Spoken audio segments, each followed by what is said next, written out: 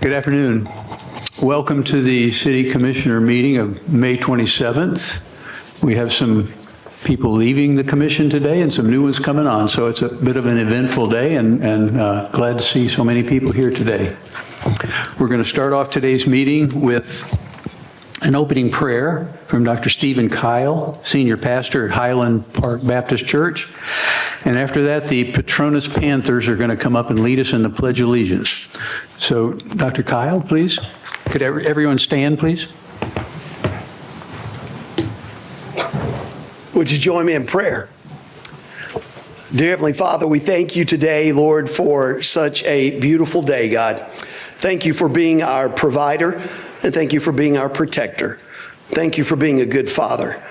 And Father, we thank you for the freedoms that we have in the nation that we live in. Thank you for the men and women that have sacrificed so freely so that we may have the opportunity to be able to gather together today and to be able to invest our time and our resources in our local government. And Father, thank you. We know that any good gift that we have in life has come directly from your hands. Thank you, Father, for these men and women on the commission that serve in public office. Thank you for how you have gifted them. Thank you for their willingness to be able to lead in our communities.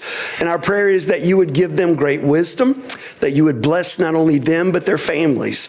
God, may they take their insights and direction from you as they seek to lead out in this community.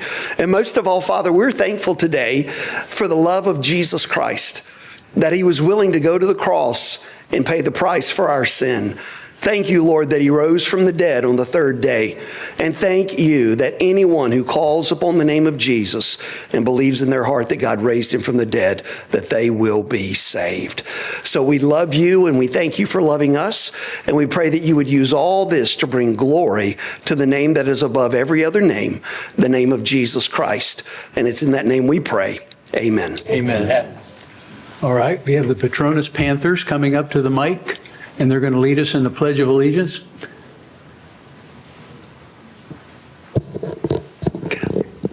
You can all come up. You got one shy one there. Oh, no, he's not. All right, you're going to lead us for the pledge, please. I pledge allegiance to the flag of the United States of America and to the republic for which it stands, one nation, under God, indivisible, with liberty and justice for all. Very good, thank you.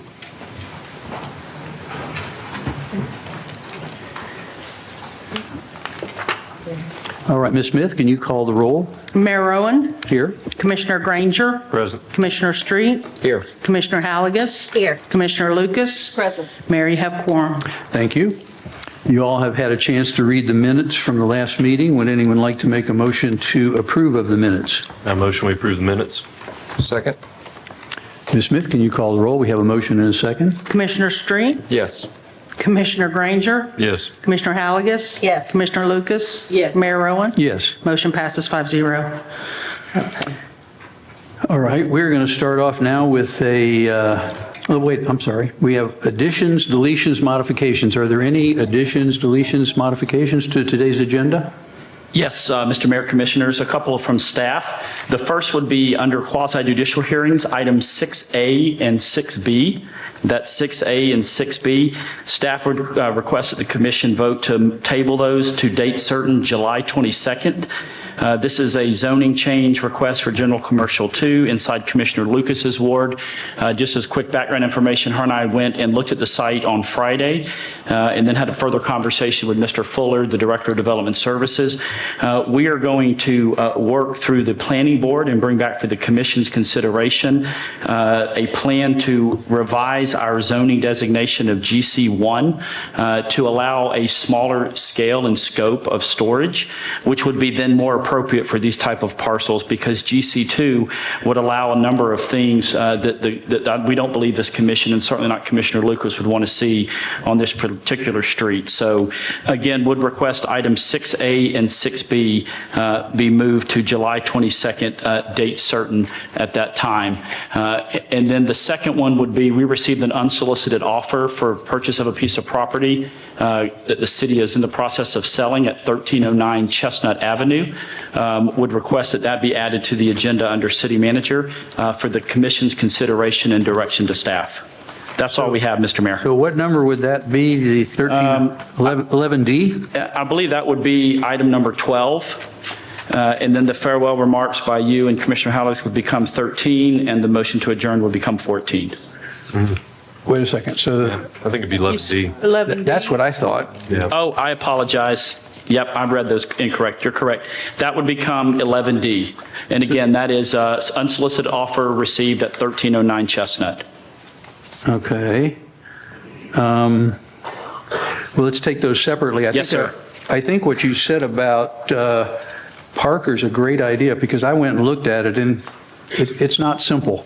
It's not. Like I would said, agree. Commissioner Lucas and I went there Friday and walked around it, and I think that was just an idea. Oh, I left out one key fact, Mr. Mayor. Mr. Fuller actually called the applicant, and he agreed with this as well and was willing to have that happen. So I think this is a win-win for the commission, the citizen, and the business, as well as the neighborhood. I would agree. Okay, is there a motion to table 6A and 6B? I'll motion to table 6A, 6B to July 22nd, and then also to add in 11D, the unsolicited offer for 1309 Chestnut. And yeah, that's my motion. I'll second. Okay, we have a motion and a second for the, let's see, the tabling and for the offer to look at on Chestnut. Can you call the roll, please, Ms. Smith? Commissioner Granger? Yes. Commissioner Street? Yes. Commissioner Halligus? Yes. Commissioner Lucas? Yes. Mayor Rowan? Yes. Motion passes 5-0.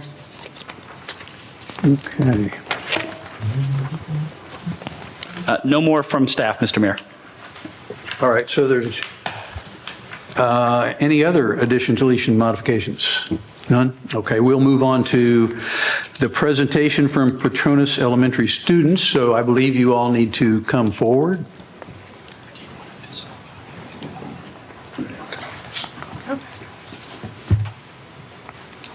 You're in the dark.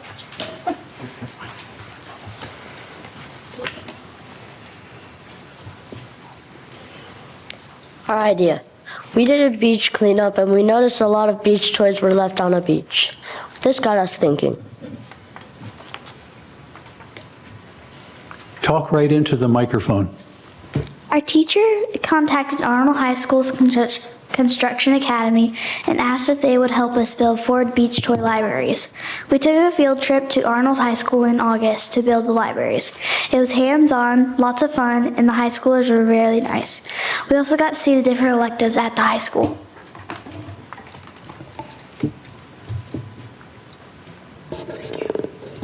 School-wide recycling challenge. We challenged our school to bring in gently used beach toys. We collected more than 800 beach toys. We continue to collect beach toys and encourage people to bring in their toys in our beach toy libraries. How is it done? Each 5th grade class was tasked with a different task to make our beach toy library something our community would love and use. Classes digitally designed the logo, the poem, and color scheme. Some classes created posters. We voted to decide on the final logo, poem, and color scheme. Our digital designs, our logo, Ahoy Let's Share a Toy, our poem, Take a Toy, Have Some Joy, Using a Shovel, Don't Make Trouble, After That, Put It Back, and So cute. and a picture of our beach toy library. Sharing with our community, our beach toy libraries are now placed in 4 locations, including Carl Gray Park, Asbel Park, Rick Seltzer Park, and MB Miller County Pier. We shared our projects on the local news and are so grateful to be here today sharing the project with you.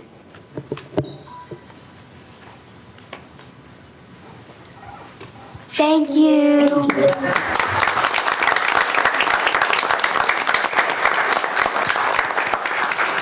Well, thank you, that was very good. Let's see here. I have to say, I've seen these toy boxes used quite heavily, so I think you guys had a great idea. And kudos to you guys for putting it into action. Yeah, so today I was driving by Asbel and I'm like, what is that? And it was just like, oh, I bet that's what it was. So that is really creative and really awesome. And thank you for including us as well, our parks as well. Very good. You all did very well, and we appreciate your efforts. All right, moving to the community announcements. City of Panama City has announcements. Stay informed and engage with the latest happenings. We encourage you to participate in our diverse range of events, programs, and meetings, which are designed to foster a dynamic and connected community. For more details and updates, please visit our website at panamacity.gov and follow the City of Panama City Facebook page. Tomorrow, May 28th, the City of Panama City will host an inauguration ceremony for the swearing in of the following commission members: the mayor, Commissioner Ward 1, and Commissioner Ward 4. The ceremony will be held at 12 p.m. in the rotunda of City Hall, 501 Harrison Avenue. It will be live streamed on the city website. We're excited to continue building up our community with our 9th consecutive partnership with World Changers. World Changers is bringing hundreds of volunteers to our city to complete home improvement repairs and renovations in homes that need it most. These improvements will focus on Millville and downtown North homes in partnership with the Panama City CRA. World Changers is offering all labor for free, while the CRA is funding all necessary material fees to make this program possible. Eligible homeowners within these two districts are encouraged to apply as early as possible. The applications can be found at panamacity.gov now through June 1st. This work will not only repair homes, but also contribute to the overall safety and well-being of our community. As a reminder, the Panama City CRA board meeting will now be occurring on the first Tuesday of the month, beginning at 4 p.m. at the Bay County Government Center, where we are today. The next one is Tuesday, June 3rd. There will be a community meeting for the Glenwood Town Center on Thursday, June 5th from 5:30 to 7 p.m. at the Glenwood Community Center. The topic of discussion will be the proposed development at 15th Street and MLK Boulevard. This is a great opportunity to hear from the developer and your commissioner and offer your feedback to help shape the future of Glenwood. On the 250th anniversary of the U.S. Army, the City of Panama City, in partnership with regional bases, military units, and the community, will host a special celebration in downtown honoring all military branches, service members, and their families. Join us on June 14th for a 5K starting at 7 a.m., followed by fitness challenges at 8 a.m., and a formal ceremony at 9 a.m. featuring the presentation of colors, a live national anthem performance, and remarks from military leaders. From 10 a.m. to 1 p.m., enjoy performance by the 13th Army Band, history and interactive displays, military equipment, and family-friendly activities. Registration for the 5K is available at runsignup.com/thiswelldefend5K. Breakdown of the event and more information can be found on the city website. Join us for a special evening honoring the brave women and men of our armed forces on the 250th birthday of the United States Army. Enjoy free military documentaries on the Indigo Hotel lawn at 6 p.m. and 7:45 p.m. Experience powerful firsthand stories from local War Dog veterans and a guided whiskey tasting feature featuring Horse Soldier Bourbon. Horse Soldier Bourbon. Sounds appetizing. With light food pairings. VIP tickets include reserved seating and a handcrafted Horse Soldier old-fashioned atelier will be present. Sessions will be held at 5 p.m., 7 p.m., and 9 p.m. at Harrison, Rivard, and Duncan Attorney, 101 Harrison, and at the Atelier at 100 Harrison Avenue in Panama City. For more information, contact us at pcr@panamacity.gov or the 872-3199 number. So that is a special evening honoring the 250th birthday of the United States with Horse Soldier Bourbon. Next month, we will be celebrating Juneteenth in honor of freedom and civil rights. In observance, city offices, garbage and trash services will be closed on Thursday, June 19th. Normal business and services will resume on Friday, June 20th. All right, thank you. That's all the community announcement. And now we are going to move to audience participation.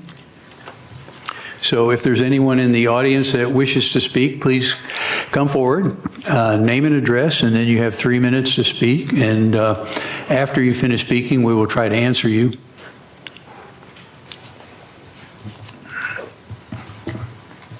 Good afternoon. Good My name is afternoon. Darby Paley. I actually live in Highland Park, but I am the service coordinator for St. Andrews Towers, which we all know what happened the other day. I came to bring you some photos. As they say, a picture is worth 1,000 words. We understand the four-way stop. The downtown is beautiful. It's coming along. However, we've got some issues that need to be faced with this intersection. Can I bring you these photos, Mayor? Surely, you can bring them up, hand them Ms. Smith here. Okay, one is a photo of a close-up of the intersection, which is this one. That one is the intersection. This is from behind on Beach Drive,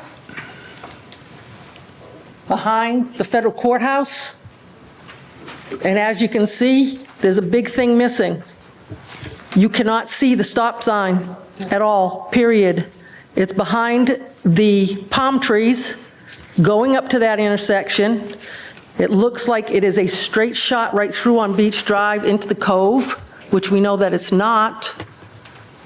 And it is the exact same way going down the opposite way. Thanks. From traveling west on Beach Drive. There's a beautiful light pole and palm trees that block the stop signs. Thank you. Now, granted, that accident should never have happened. It was obviously a very bad decision on that man's part, but on our part, we need to fix this. We have too many people walking in downtown, walking in that intersection from the Indigo. The other day after the accident, the elementary school from Cherry Street walked all the way through that intersection with nobody. There's no school zone in front of the PCMI building. So if these people can go through and we can sit there and watch them go right through 40, 50 miles an hour every day. We've seen trucks take out the 2 poles turning down Harrison Avenue with a tractor trailer, which we all know tractor trailers don't belong on Harrison Avenue.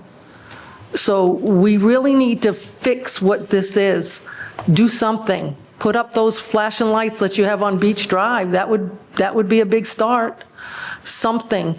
You've got all these things happening at the Indigo. You've got the new building being put up for the center. This is going to be no-brainer, folks. We need to do something. Somebody's going to get killed again. And next time it might be somebody's child or mother or father, the same as this was. But please, please just look at those signs, look at those pictures, and you guys can figure out what needs to be done. I'm leaving it in your hands, capable hands, I would hope.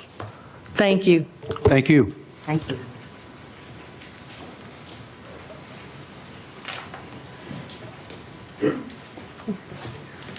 Evening, Mayor, Commissioners. My name is Bill Kinsall. I live at 2402 West Beach Drive. I'm here today in support of 11C, item 11C, the permanent or semi-permanent closure of Beach Drive and Frankfurt. And just a little bit of history, that corner, when you put in the triangle there, that really helped the westbound traffic, and people used to fly through there heading west. But the same thing's happening now when they come around Foster, that curve, and they just completely fly down Beach Drive through there, through Landmark condominiums, and it's really unsafe through that section there now. They're just trying to beat one car along 9th Street, I guess, is their aim. But a few months back, Colin Hamilton, who is the manager and property manager there at Landmark, and myself, we contacted all the residents along Beach Drive, and then he had meetings with the residents of Landmark. And there were a few parcels that were in transition, but the majority, everyone we talked to, was in support of this permanent or semi-permanent to vehicles closing that intersection there. So I just wanted to come down and voice my support and, any kind of questions for residents, but I hope when you do consider that you'll vote to approve that. I have another commitment that I have to go to, so I can't stick around for the discussion on that item, but thank you for your consideration. Thank you, Bill. Thank you, Mr. Kinsall. Appreciate it. Thank you for coming.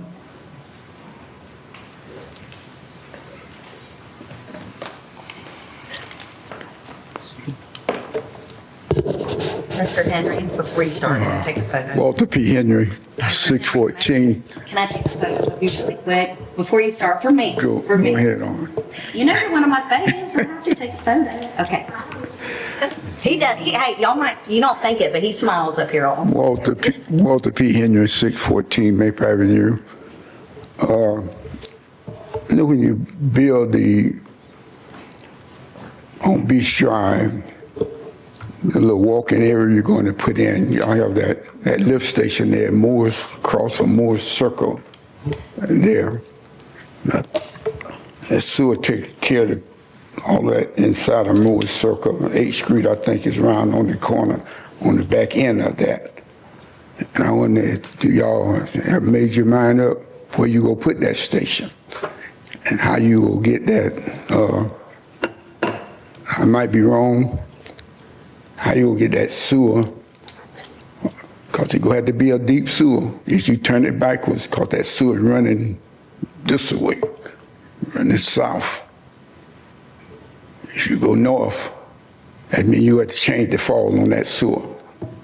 You have to go across somebody else's property, unless we own some property, an easement back there, to get on the next street on the other side of Moore's Circle.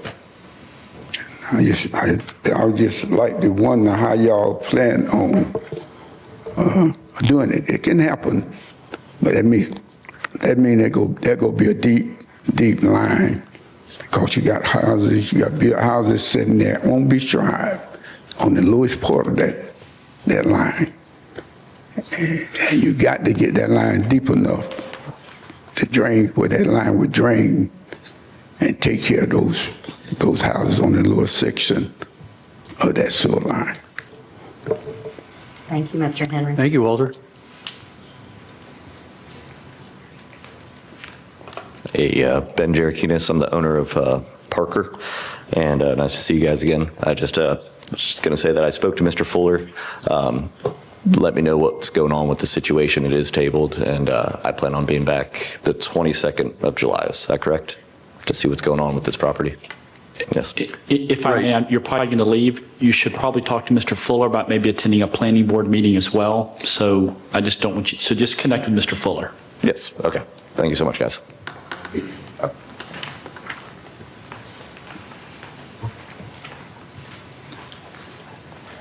Good evening, everyone. My name's Colin Hamilton. I'm the Community Association Manager for Landmark Condominium, located at 2100 West Beach Drive, 32401. That's at the corner of Frankfurt Avenue and West Beach Drive.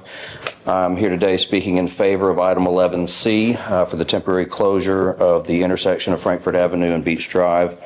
This effort actually began back in 2017 by current board member Joseph Mike Gill. He wanted to be here but had a previous engagement. It stems from multiple accidents that occurred over time between 2010 and 2017, and the effort began there in 17 by Mr. Gill to try to get it closed off completely. And what the outcome of that was the island that we have now, the little triangular island, to try to stop drivers The real problem back then was mostly drivers going westbound on Beach Drive, cutting through the intersection across there before the island was put in, and multiple cars have been hit, owners' vehicles, guest vehicles. Nobody personally had been hit, body been hit, but damage had been done enough to where the effort started to try to close the intersection back then. A previous poll of the membership had overwhelming support, and as Mr. Kinsall referred to, the houses down the street have been approached to the west of Landmark and are in favor of the temporary closure as well.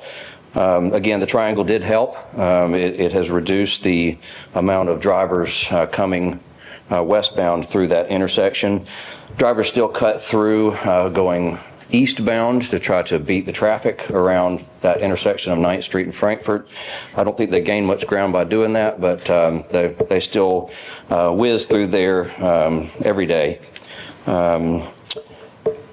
There was a concern previously about emergency services being able to access if that intersection was temporarily or permanently closed.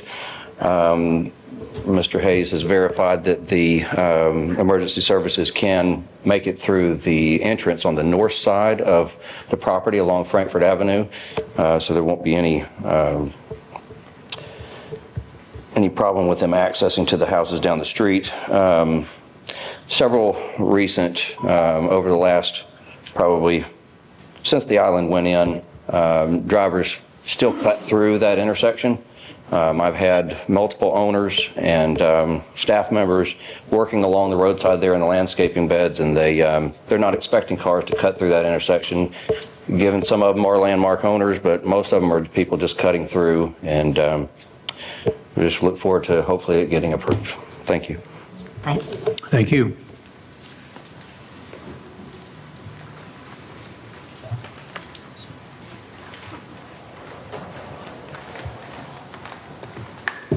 Good afternoon, Mayor, Commissioners. Arthur Cullen, 100 Cherry Street. I didn't see a spot at the end of the agenda for this, but I just want to get up and publicly say that 8 years ago, I don't know what we would have known to look for in the future. And in those 8 years, we had Hurricane Michael, we had COVID, we had fires hit our city, we've had major infrastructure developments and improvements happen. And I think it was Ronald Reagan that said, he asked a question, are you better today than you were 4 years ago? And today, I think we can all say, in this occasion, 8 years, that our city is better than it was 8 years ago. And I would just like to publicly thank Jenna Halligus for her service to our city. And Jenna, I'd just like to tell you the city is better today than it was 8 years ago. Thank you for your service.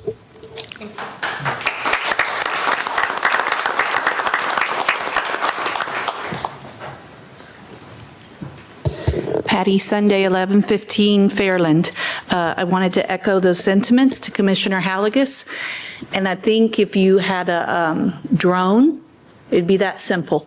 If you took a picture of Millville and the downtown and you saw it now, what a report card. Congratulations. Thank you for always honoring the individual that came to the microphone.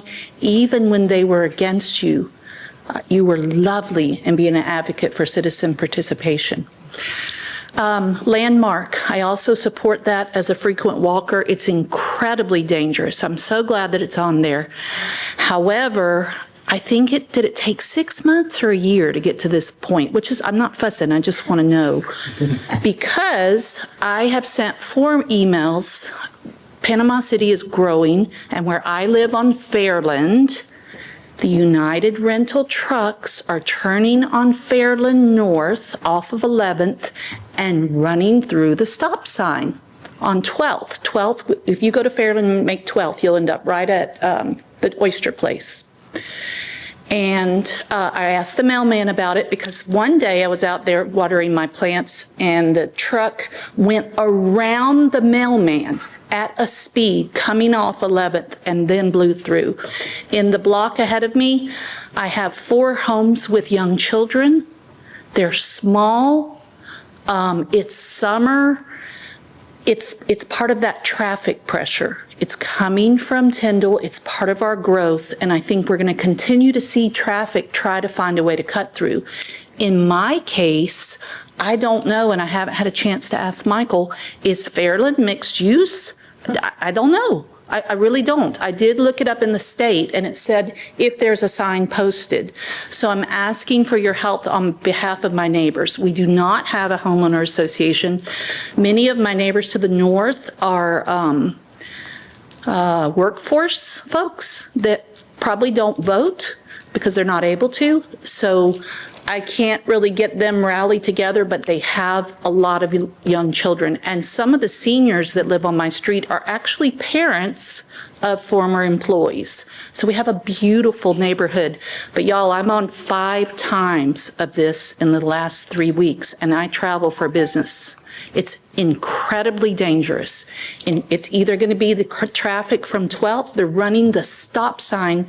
Never mind, I don't know if an 18-wheeler with a big hoe on the back, what is that, 20,000 pounds, 10,000 pounds, belongs on a residential street 2 to 3 times a day. I'm not sure. I know what he's trying to do, and I think the pressure is going to continue, and I think this is a comprehensive question for as we grow, people are going to keep looking through cut-throughs. It's natural. So I'm asking for some type of strategic planning and immediate something for Fairland. Thank you. Thank you, Patty.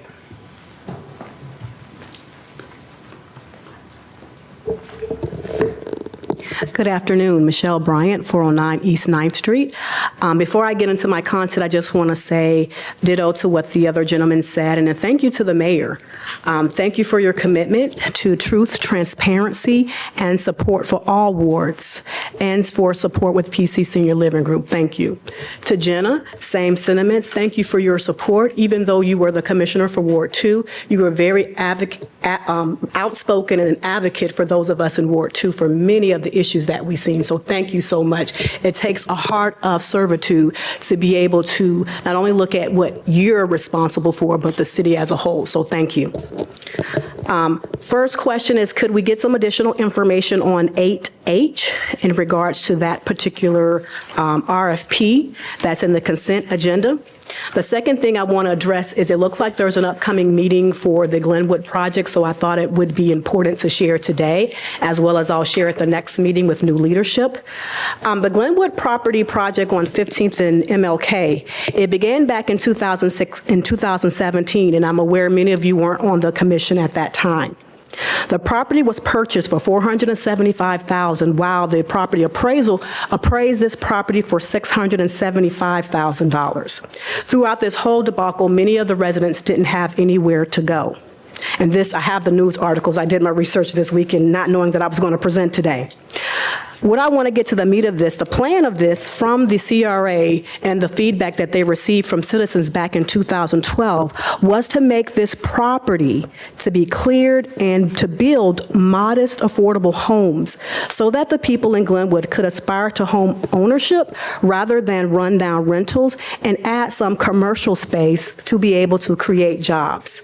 This is what the community asked for. Then I fast forward to 2021, when the previous city manager mentioned that the goal again was still to create affordable homes for the citizens of Glenwood, and that was where we waited for the Dover Cole plans to be approved, as many leaders such as Dr. Woods and different people in the community provided their feedback to what they wanted Glenwood to look like in the future.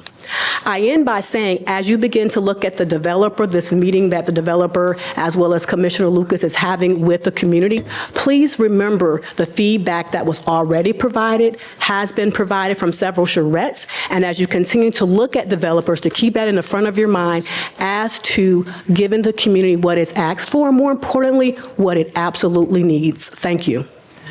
Ms. Bryant, if I may, Mr. Mayor, you mentioned 8H, Ms. Bryant, but that's not an RFP. That's an invitation to award a bid for an infrastructure project. So make sure I'm looking at the right one. You said RFP.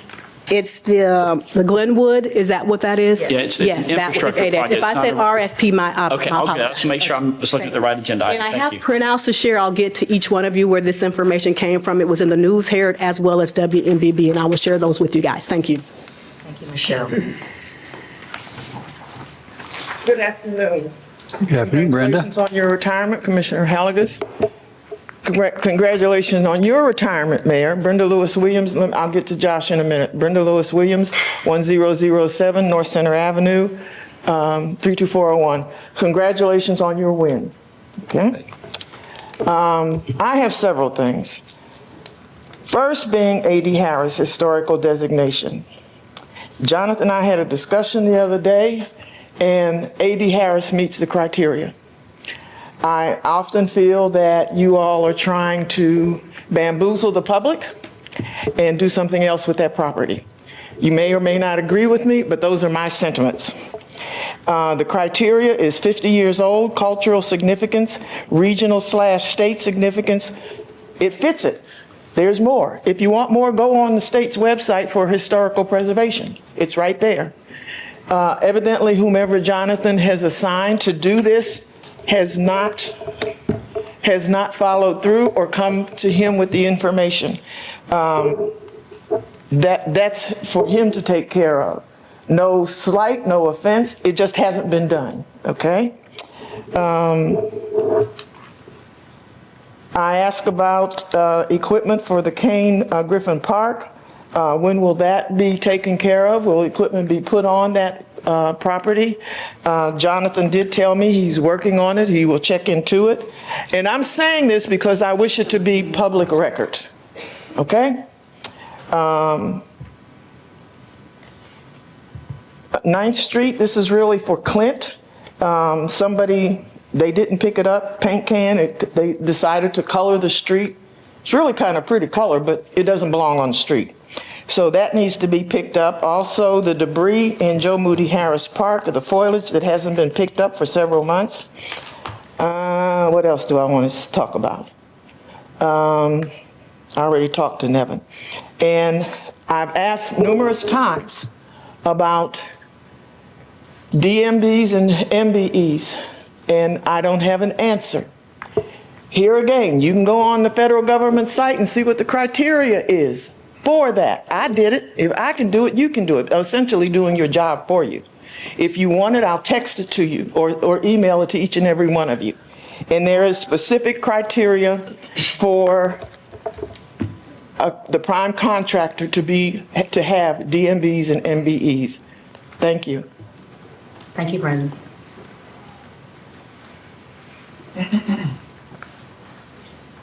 How y'all doing today?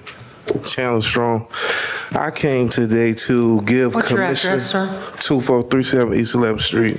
Thank you. I came to give Commissioner Halagus her flowers. I remember when I first came to this podium in 2018.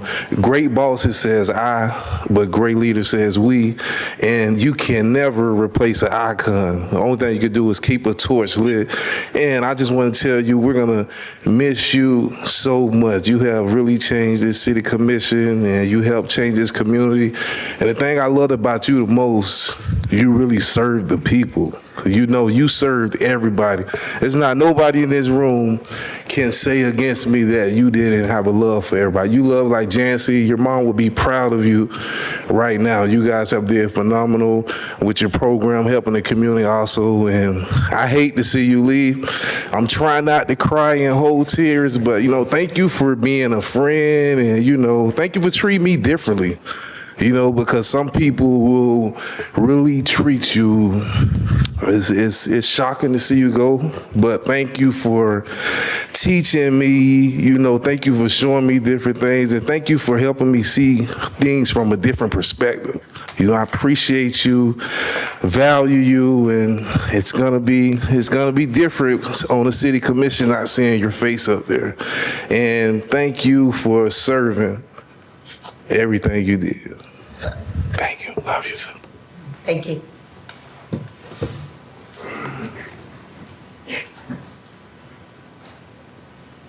Stop it. This is my brother. Teacher at Bay High, best teacher there is. My name's Logan Flint, 420 Road Drive. I'm here to deliver a message for someone that couldn't be here. This person wants Commissioner Halagus to know. You're talking so quiet and you never Man, I'm about to spill my beans. This person wanted me to deliver a message because they could not be here today. They wanted me to tell you how proud they are serving the community in every aspect, in every corner of this city.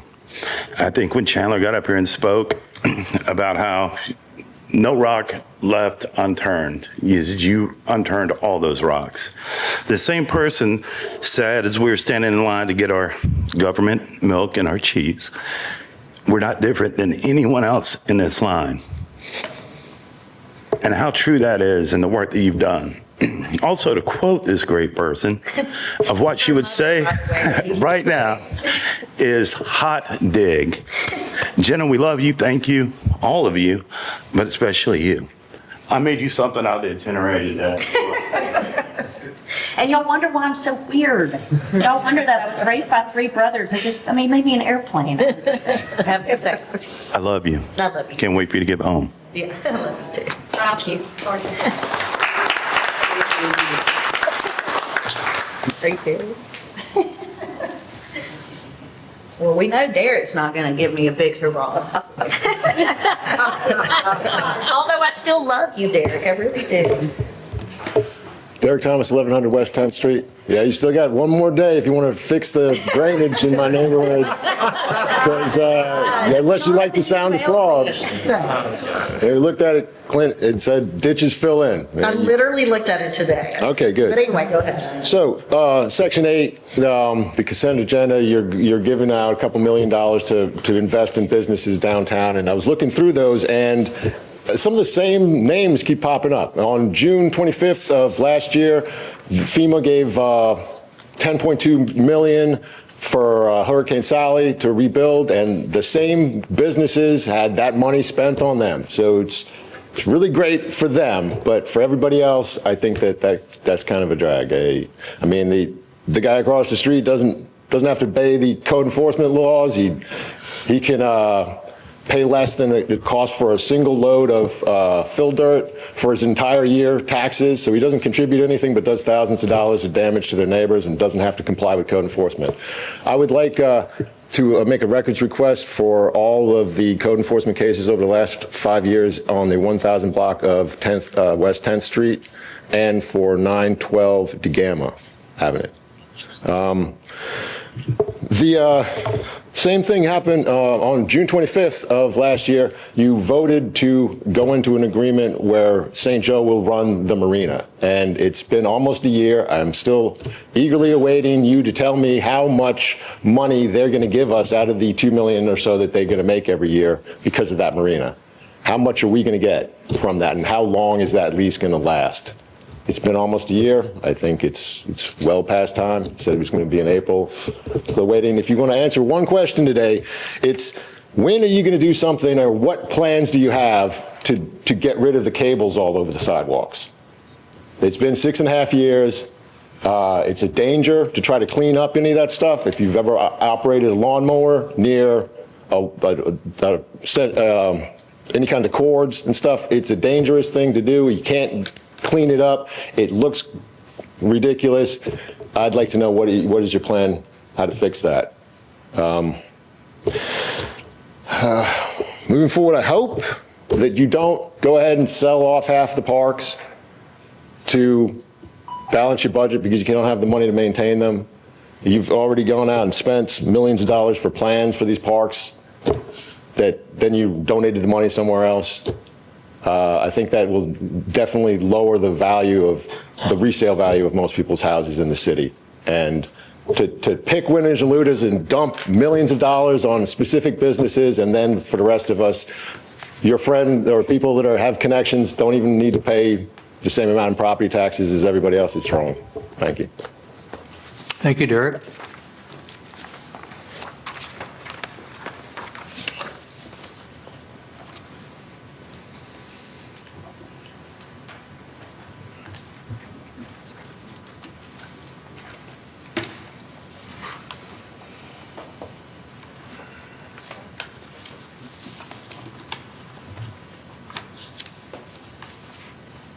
Hey, Mr. Pickett. Good afternoon, all. Hank Picken, 820 West Beach Drive. some tough acts to follow. If I don't run out of time, I have a few comments for Commissioner Halagus as well. But over the last couple of weeks, there's been a lot of debating about the referendum. There's been debates about how biased it was and debates about whether it was a mandate or whether it was simply a squeaker of an election.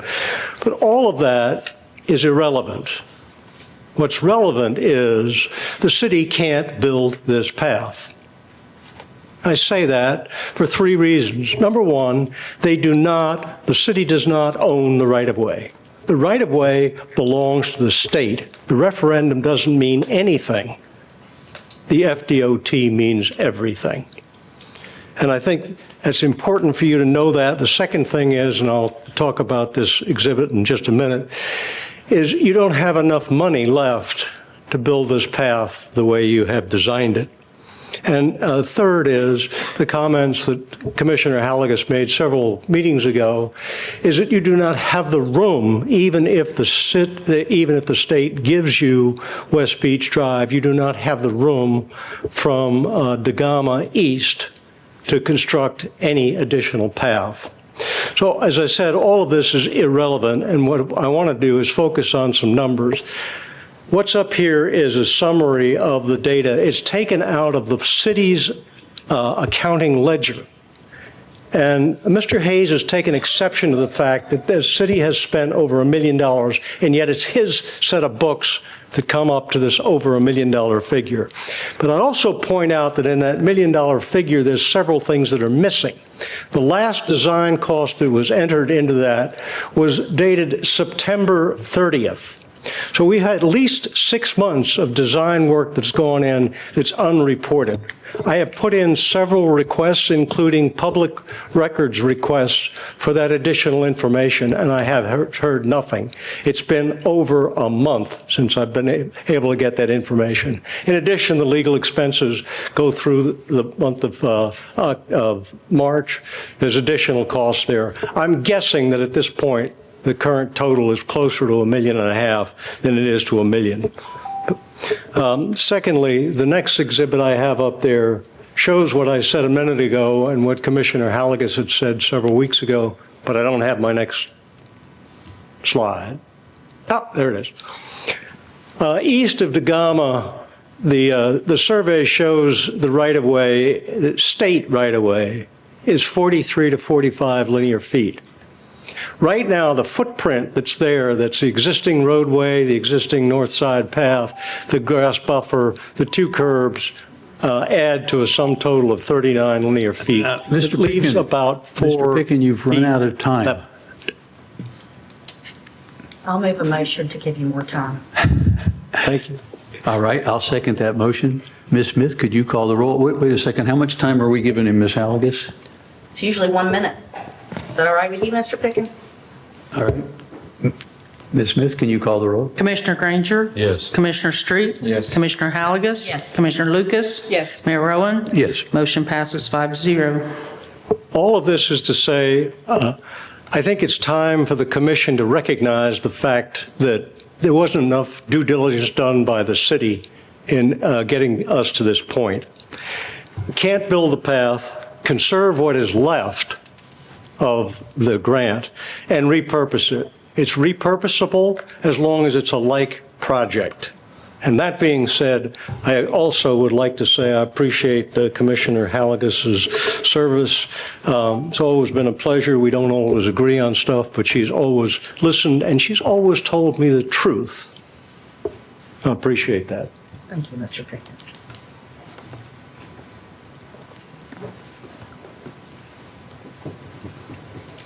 All right, we are still in audience participation, but it's winding down. Anyone else wish to speak? All right. Going. Audience participation is now closed. And Jonathan, I will turn it over to you to start answering questions, and the rest of the commissioners can jump in if they see a need to. Yes, sir, Mr. Mayor, Commissioner. So first up was Darby Paley. on behalf of the San Andreas Towers and that very sad accident that we had there a couple of weeks ago. I do know that this is something that obviously we as a city take very seriously. We hate that this loss of life occurred, and it's just a reminder that, one should never, ever, ever get behind the wheel of a vehicle when they are under the influence of anything that would impair their driving.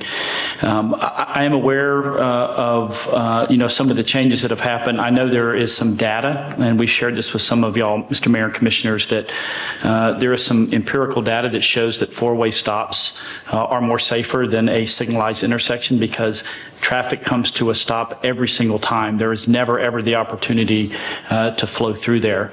I am aware of some of the sign and some limited visibility from some sites, or some from the angles rather. I note though that there is a caution sign that indicates stop sign ahead, but this is something that the police department and our public works department is working on with the city manager's office to consider any and all signage modification to this intersection, whether it be flashing stop signs to just bring further awareness. But I think at the end of the day, this could have been prevented if the person behind the wheel had not broken the law in being intoxicated and also running that stop sign. And so, again, we do mourn the loss of life, regardless of the circumstances. It is a very sad situation. We're terribly sorry to her family and her friends in this just a very sad incident. It was sad for the folks that witnessed it. It was very sad for our first responders that responded to this accident. And just on behalf of the city, I'm just terribly sorry all around. I don't know if anybody wants. I would like to add, and I think that Janice over here feels the same way I do. These pictures are pretty compelling.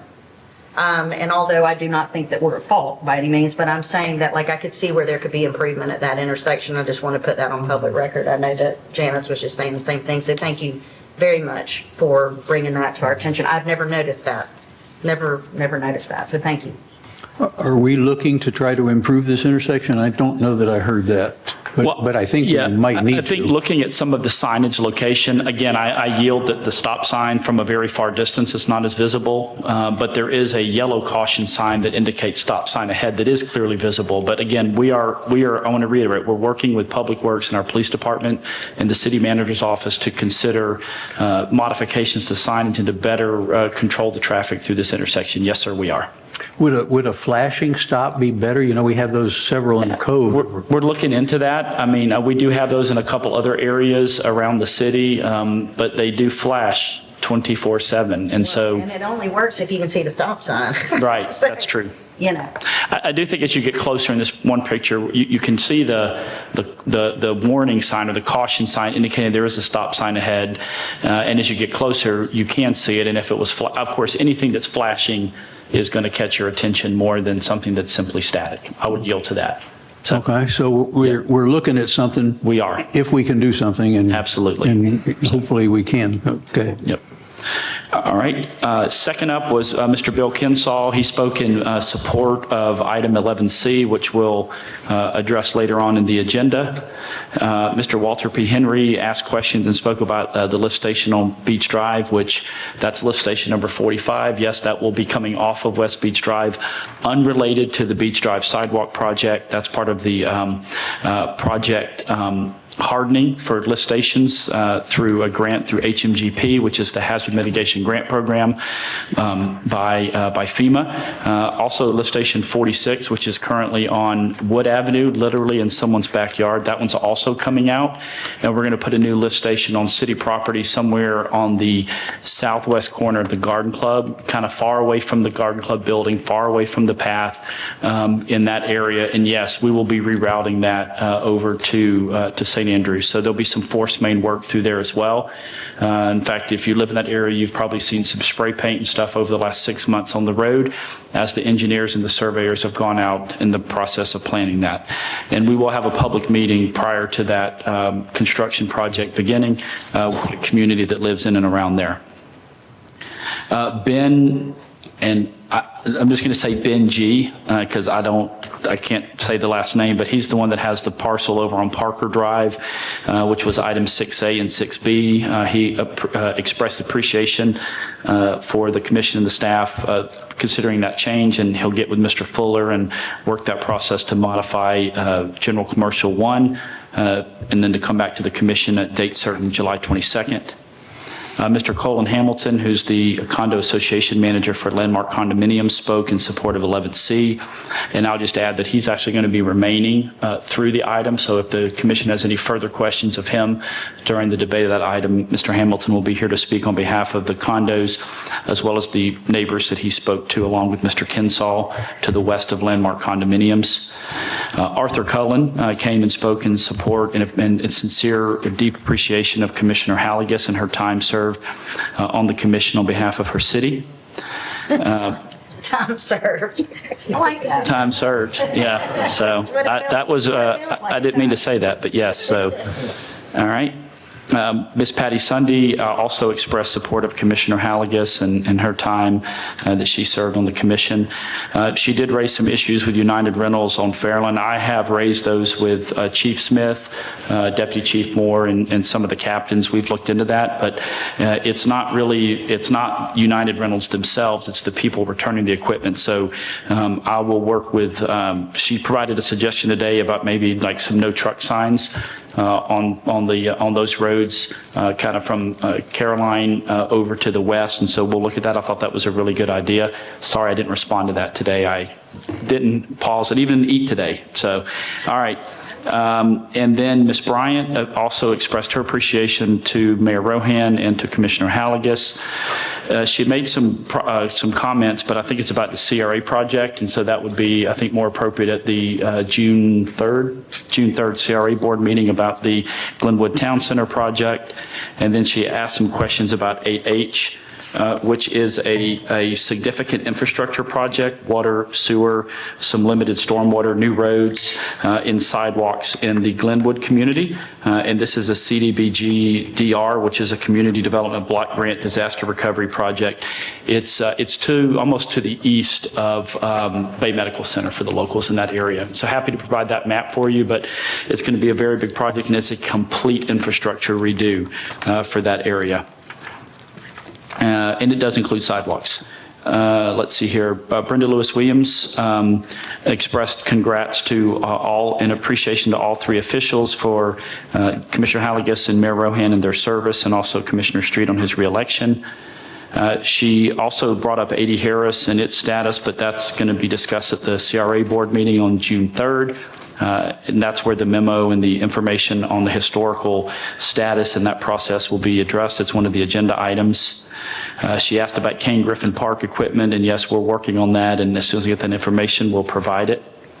9th Street, the paint can issue, you may not be aware, but our solid waste team, we don't pick up as regular paint, tires, or batteries.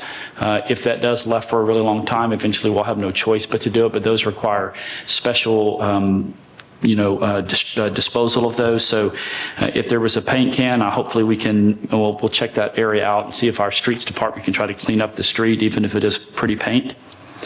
I did give direction to both our solid waste team and the parks team to get the debris off of Joe Moody Harris Park.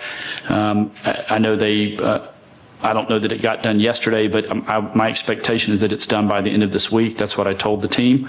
So I expect it to be gone by the end of the week. And then in regards to the Martin Luther King Rec Center and the DBE MBE info, that request is with Burke Construction, the prime contractor with whom the city has the relationship. And so as soon as they respond back to us, I understand that they're having those conversations with their legal team and what information they want to answer back to that question. So I don't know if Mr. Zimmerman, if you want to add anything to that. I know you've had some conversations with Mr. Mefford and Burke Construction as well regarding some of the contract work at MLK Rec Center. No, you covered it. Okay, thank you, sir. All right. Just a point of clarification, it's the Oak Grove ball field, Oh, did I say Field 5? I'm sorry, I'm No, you going back said to the Kane 80s. Griffin. Oh. Kane Griffin is in Lynn Haven, over which we have no. Did she say Kane Griffin, or did I write that down? She did. Okay. She said Kane. I'm hearing she said it too. So let the record show that Miss Lewis Williams and I were both incorrect. So she was my ninth grade teacher, so I'm just kind of picking at her a little bit. So yeah, Oak Grove Park, sorry about that. Yeah, I know it is Field 5. That was what we always called it back in the 80s, playing baseball and softball. Yeah, but it's been known as Oak Grove Field since the 40s and 50s. Well, 80s. No, well. I was a kid in the 80s, not the 40s. So, but yeah, we'll get some information and certainly make that available to the commission and to the public at large. Then Mr. Chandler Strong spoke and expressed his appreciation to Commissioner Halligus and her years of service on the commission. Then Mr. Logan Flint came up and expressed his appreciation as well and made sure that Jenna knew how proud that her mom would be of her and her service. And then he gave her a paper airplane. And then Which will keep forever. yes, get it shadow boxed. And then Derek Thomas had some comments on the HRP. I'm honestly not sure what duplicate business is. I think if there's questions, I would encourage him to get with Mr. Fuller and Ms. Aldridge on some of those questions. I'm not aware of multiple businesses getting the same HRP funding over and over again. He asked about the cables at the bottom of the lines. I mean, those, most of the time, those are comms cables. If you want to send us those, we can flag those for either AT&T, Comcast, or WOW. Those are normally the big three offenders. FPL is also willing to kind of help with that a little bit, but those, you know, any of those power pole resources providing electricity, providing communications, that is not a city utility or asset. And so, but we do agree. I mean, we've had same challenges with our right-of-way crews and some of our Parks and Rec guys kind of cleaning up the area and lawnmowers ending up in those, so we agree with that. Madam Clerk, I'll defer to you. I know he spoke about St. Joe and the monies again, ma'am. I think he was talking about the marina. He was. But I have, at the last meeting, he did mention that we only made $30 in December for the Indigo Hotel and the Harrisons. And I would like to reiterate that the city has a contract, and we are getting paid according to that contract. In April, the city made $25,675.68 on that contract. So we're getting paid under the terms of the contract. But I think his question tonight was about the marina, and we are yet to sign an agreement for the marina, is my understanding. That's true. We're still in negotiation. If you remember, Mayor, Commissioners, staff, that the commission voted to go out and get another financial advisory firm to kind of look at that. And we'll be re-engaging with that come June. If he's talking about St. Andrews, I mean, we'd have to get those numbers in check. I mean, it's still under construction right now for the first 50 slips.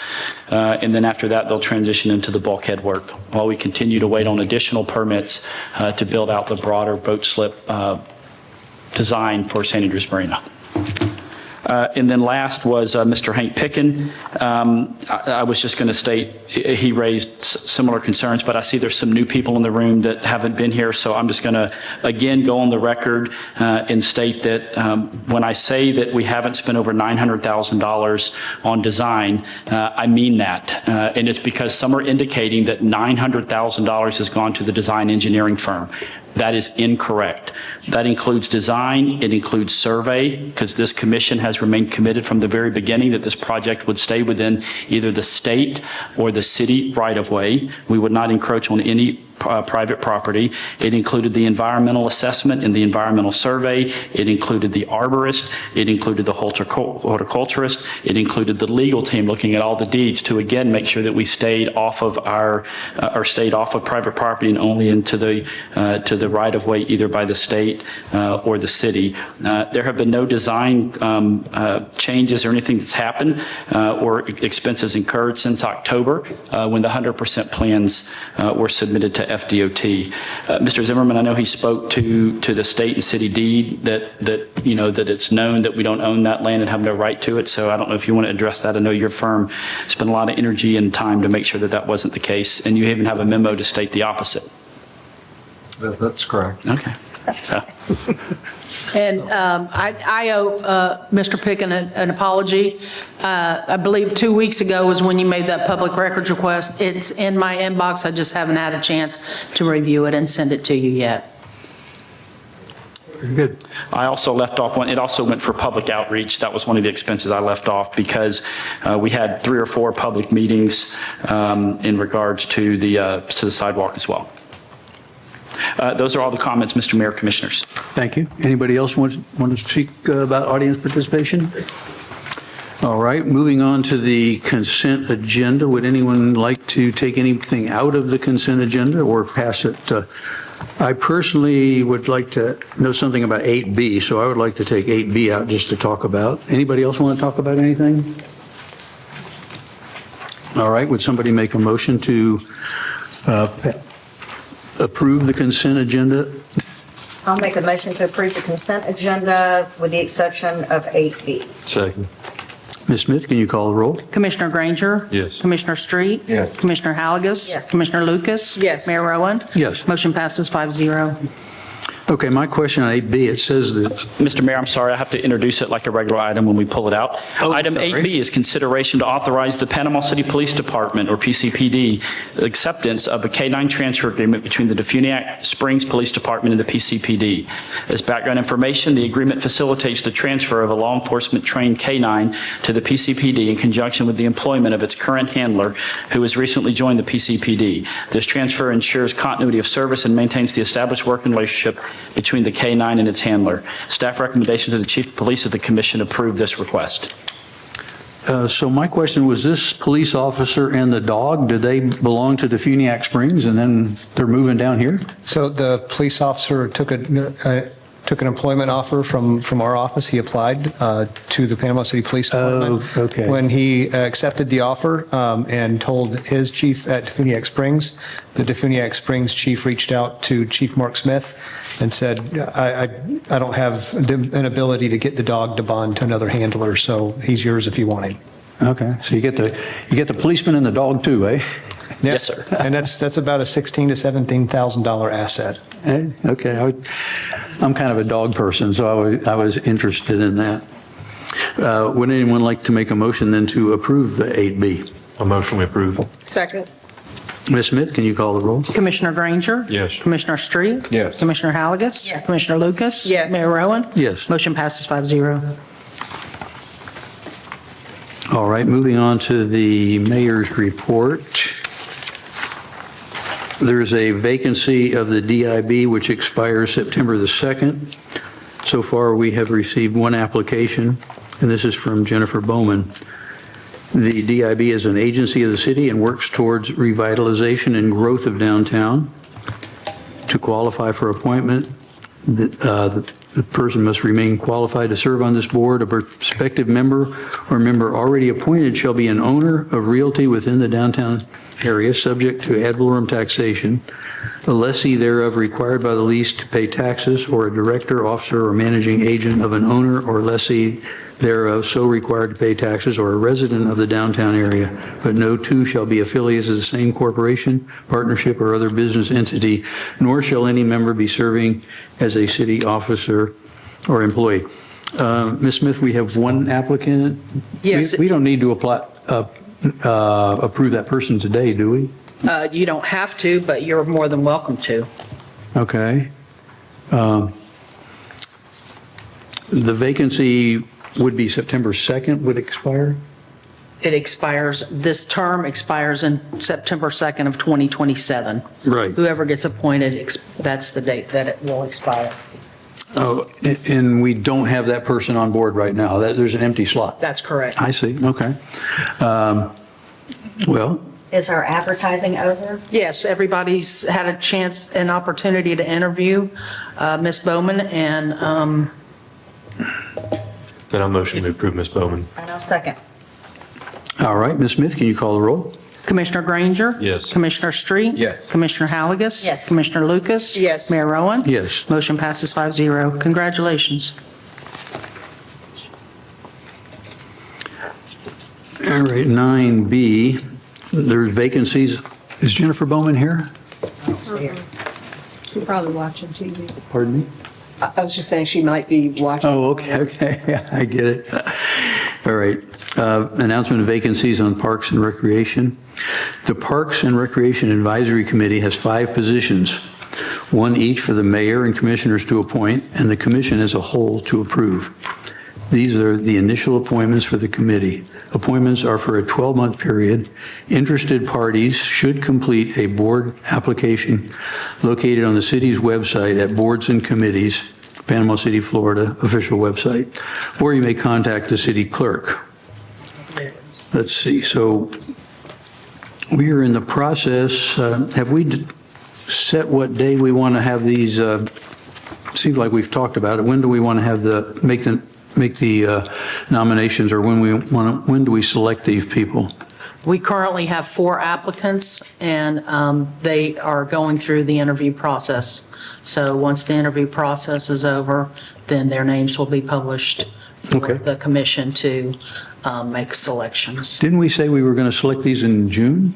Am I hearing things? Or? We're hopeful that we can seat it by June. Okay. Does that sound right down there? Yes, sir. So we're trying to get these applications and we're trying to select them sometime in June. It would be great so they can hit the ground running in July. That's pretty soon, isn't it? That is pretty soon. I mean, if it takes into July, that's fine, but I would say, love to get them going very soon after the 4th of July or at the beginning of August at the absolute latest. You got a lot of work in front of them. Okay, there's 5 positions. We got 4 applications. Do the 4 people, they choose one more person? Is that how that thing? No. How are we going to get the 5th? Someone else will apply. But we've done our advertising. What do you mean? Okay. That's why we keep putting it on the agenda to get the word out. So This is just notice that if anyone out here would like to apply, all right. now know. Thank you. Sounds good. So we got 4 applications. We got one open slot down there. Sounds good. All right, where are we now? We are moving on to the city clerk, and that is you, Ms. Smith. Mayor and Commission, this item is the certification of the final vote total for the 2025 elections. Attached to your agenda are the documents from the Supervisors of Elections Office detailing the information that was gleaned from the election. The attached documents indicate vote totals to be certified by the City Commission. The results of the April 22nd, 2025 election are as follows. For Mayor, Alan Branch, 69.14%. Michael Doc Rowan, 30.86%. For Ward 1, Robbie Hughes, 45.95%. Daniel Robert Schultz, 28.06%. And Ed Young, 25.99%.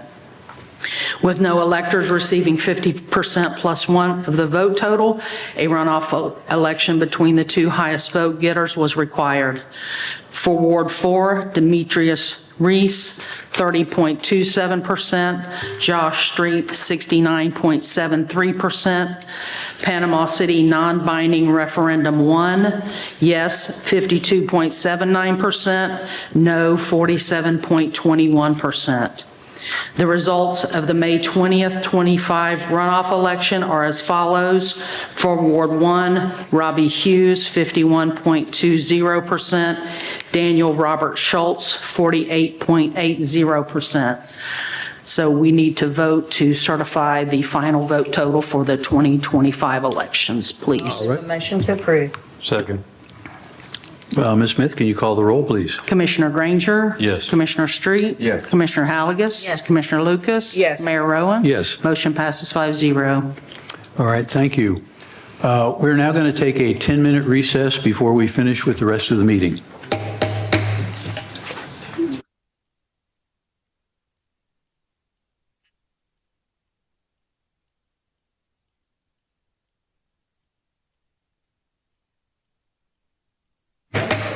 I'm just shy. All right, it's time to resume our meeting, and it looks like you're up, Jonathan.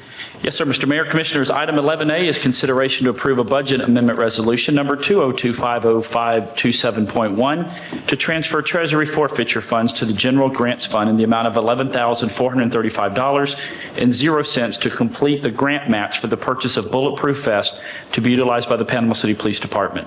As background information, the Panama City Police Department has participated in the Patrick Leahy Bulletproof Vest Partnership since the year 2000, providing a 50% match for eligible ballistic vests purchased. The transferred funds will be 50% matched for the remaining fiscal year 23 and fiscal year 24 grant expenses. Staff recommendation to the Chief of Police is that the Commission approve this request and the budget amendment resolution.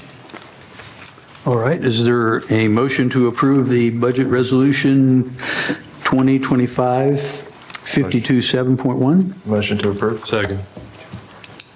Any discussion?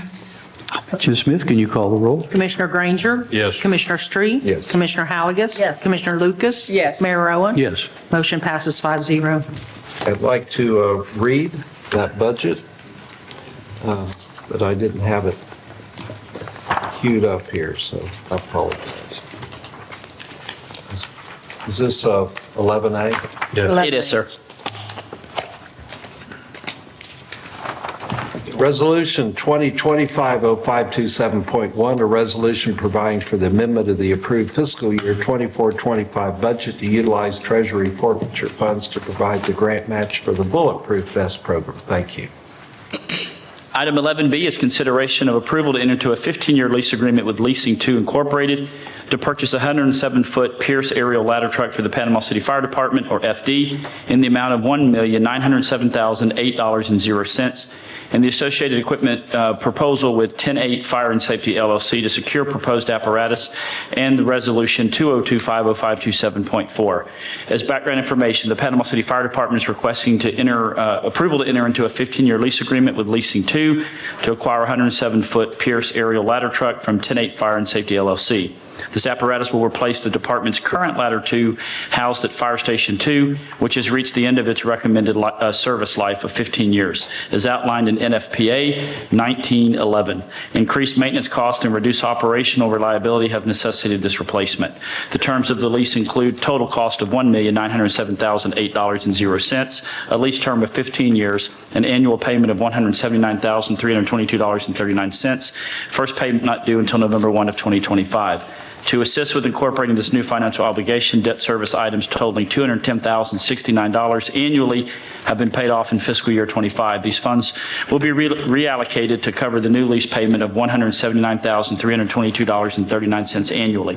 Despite the new lease, the fire department's overall budget for fiscal year 26 reflects a net reduction of approximately $114,316, demonstrating continued fiscal responsibility. There is no prepayment penalty as described in the sample term sheet.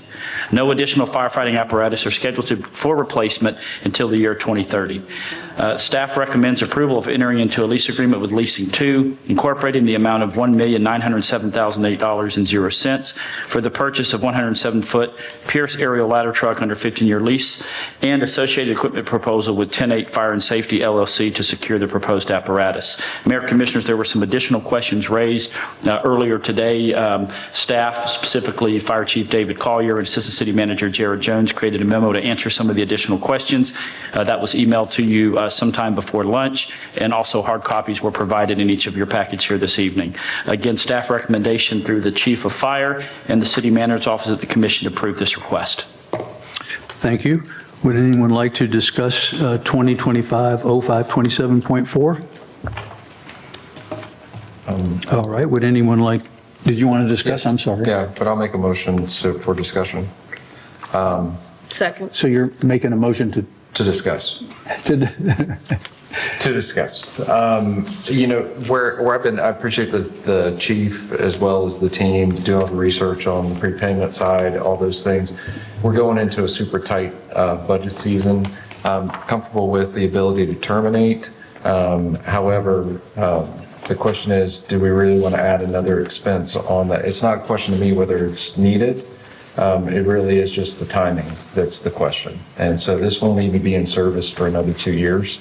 Granted, it takes a long time to build these, but we have to incur the cost today. And so the question is, for me, is do we want to add another expense on an already tight budget season. So. Okay, anybody else want to address this? I certainly share your concerns. That we're tight, and this is big money. Mr. Granger, it looked like you wanted to say something.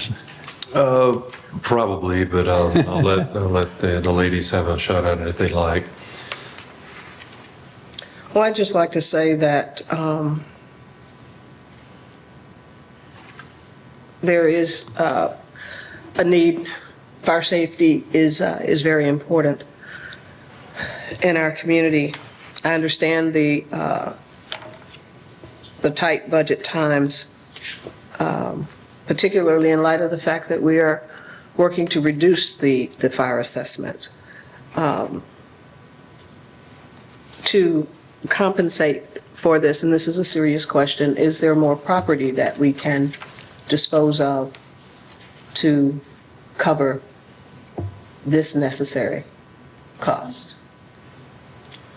I would say generally, yes, ma'am. There's plenty of other parcels. I know we're working on an appraisal. We talked about that piece of property on Business 98, just to the east of downtown, kind of past Harmon Avenue. There are plenty of other parcels that we could consider if that would be the direction and path that the commission would like to go on, absolutely. I still stand that we own way too many parcels and pieces of land across all four wards of Panama City as the city. You're recommending the approval, Mr. Hayes, in light of our fiscal situation. Would you expound on that? Yes, I mean, again, I think that if you read both the original agenda item as well as the additional information that was provided today, I think if you look out over the long-term operation of the fire department, again, station number 2 does cover the largest part of our city. As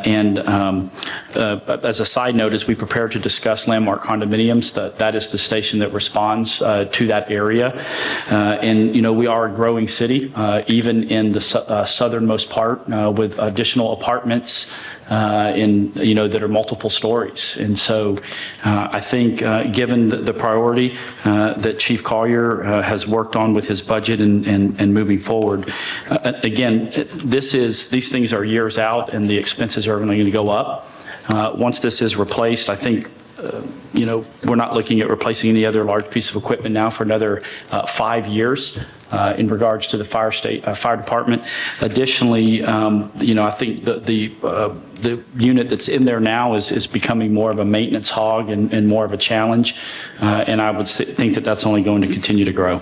So I have all the confidence that whatever type of budget agreement or budget amount that we provide Chief Collier for his team, that he'll be able to work this in. He's stated this is an operational need for him to be able to provide the fire safety standards that we expect of our men and women at the Panama City Fire Department. Can we have Chief come up here? Sure. Chief?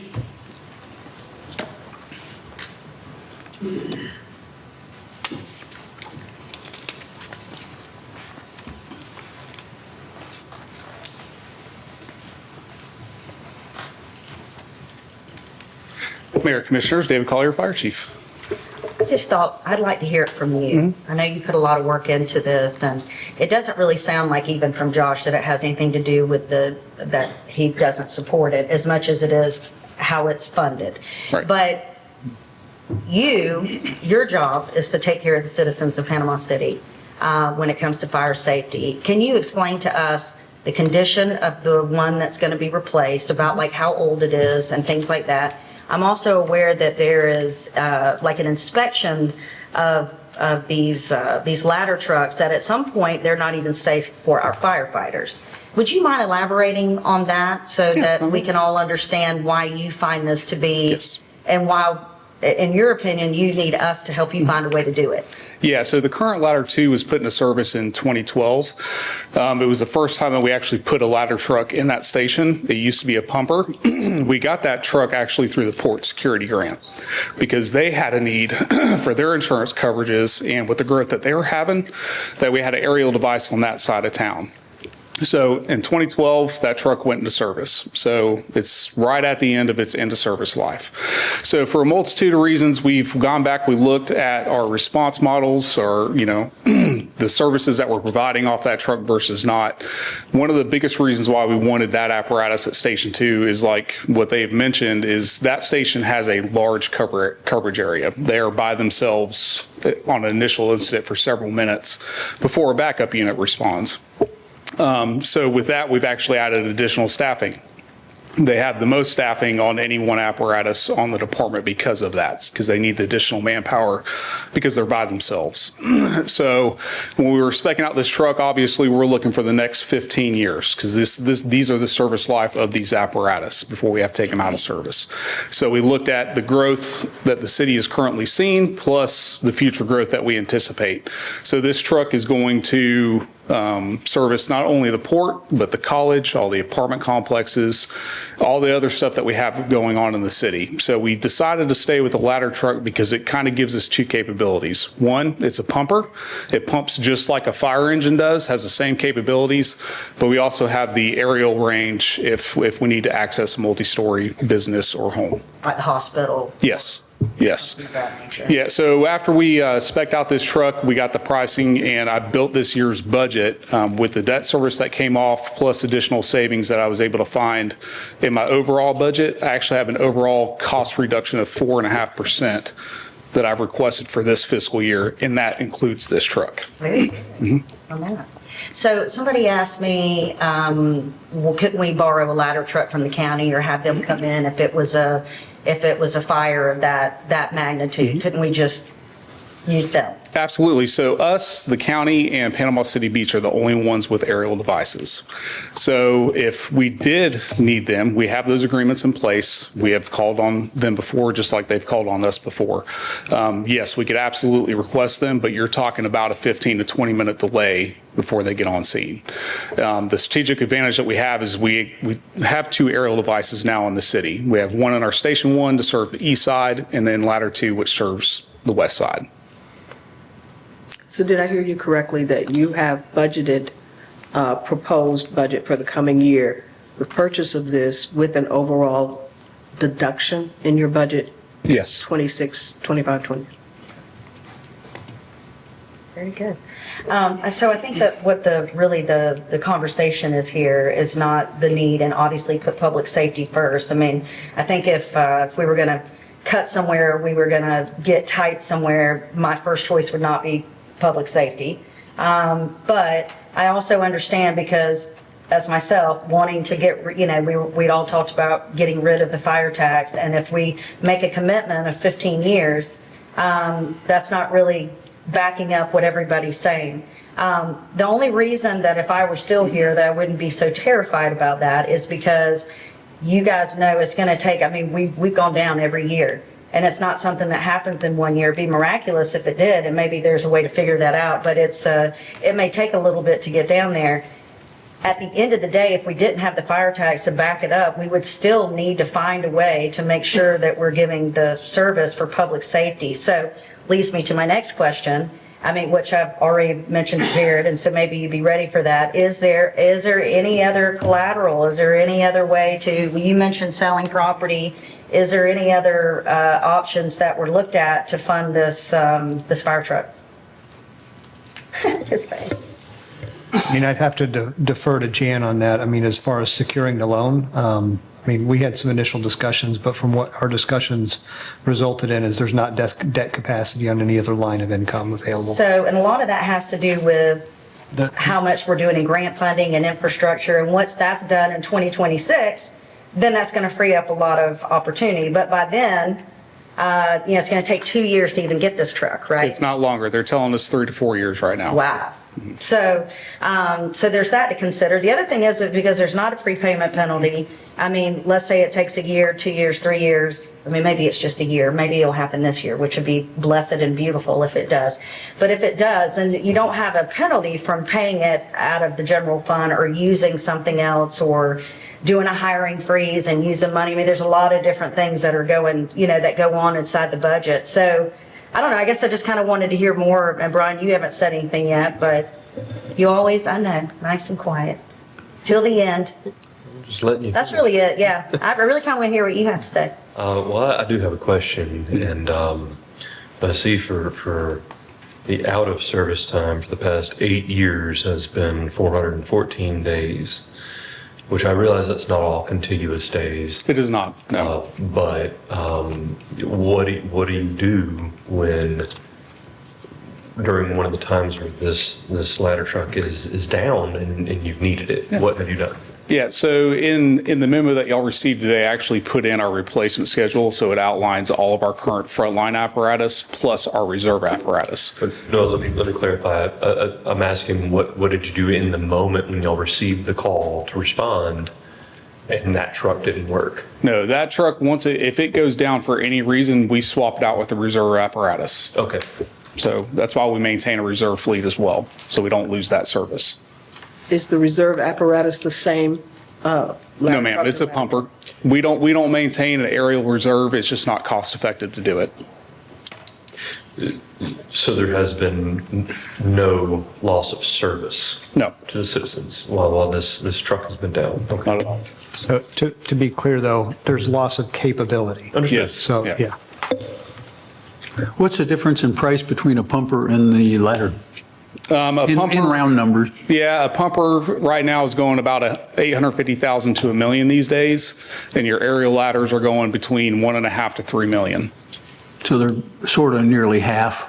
And a pumper would work, but it wouldn't give you the ladder capability. Correct. And we have used a pumper for backup when the ladder wasn't working. Absolutely. Okay. Yes.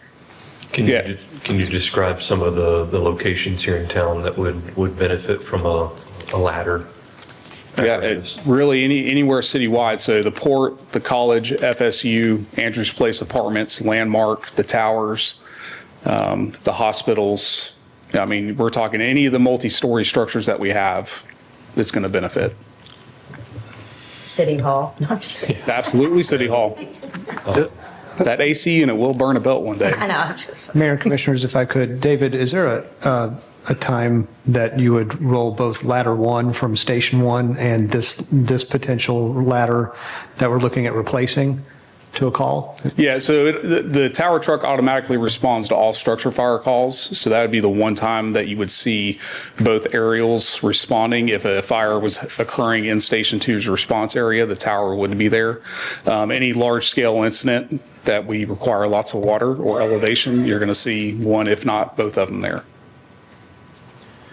So I agree with Commissioner Street that I'm not against the public safety piece to it. I just wish we had a different way to finance it.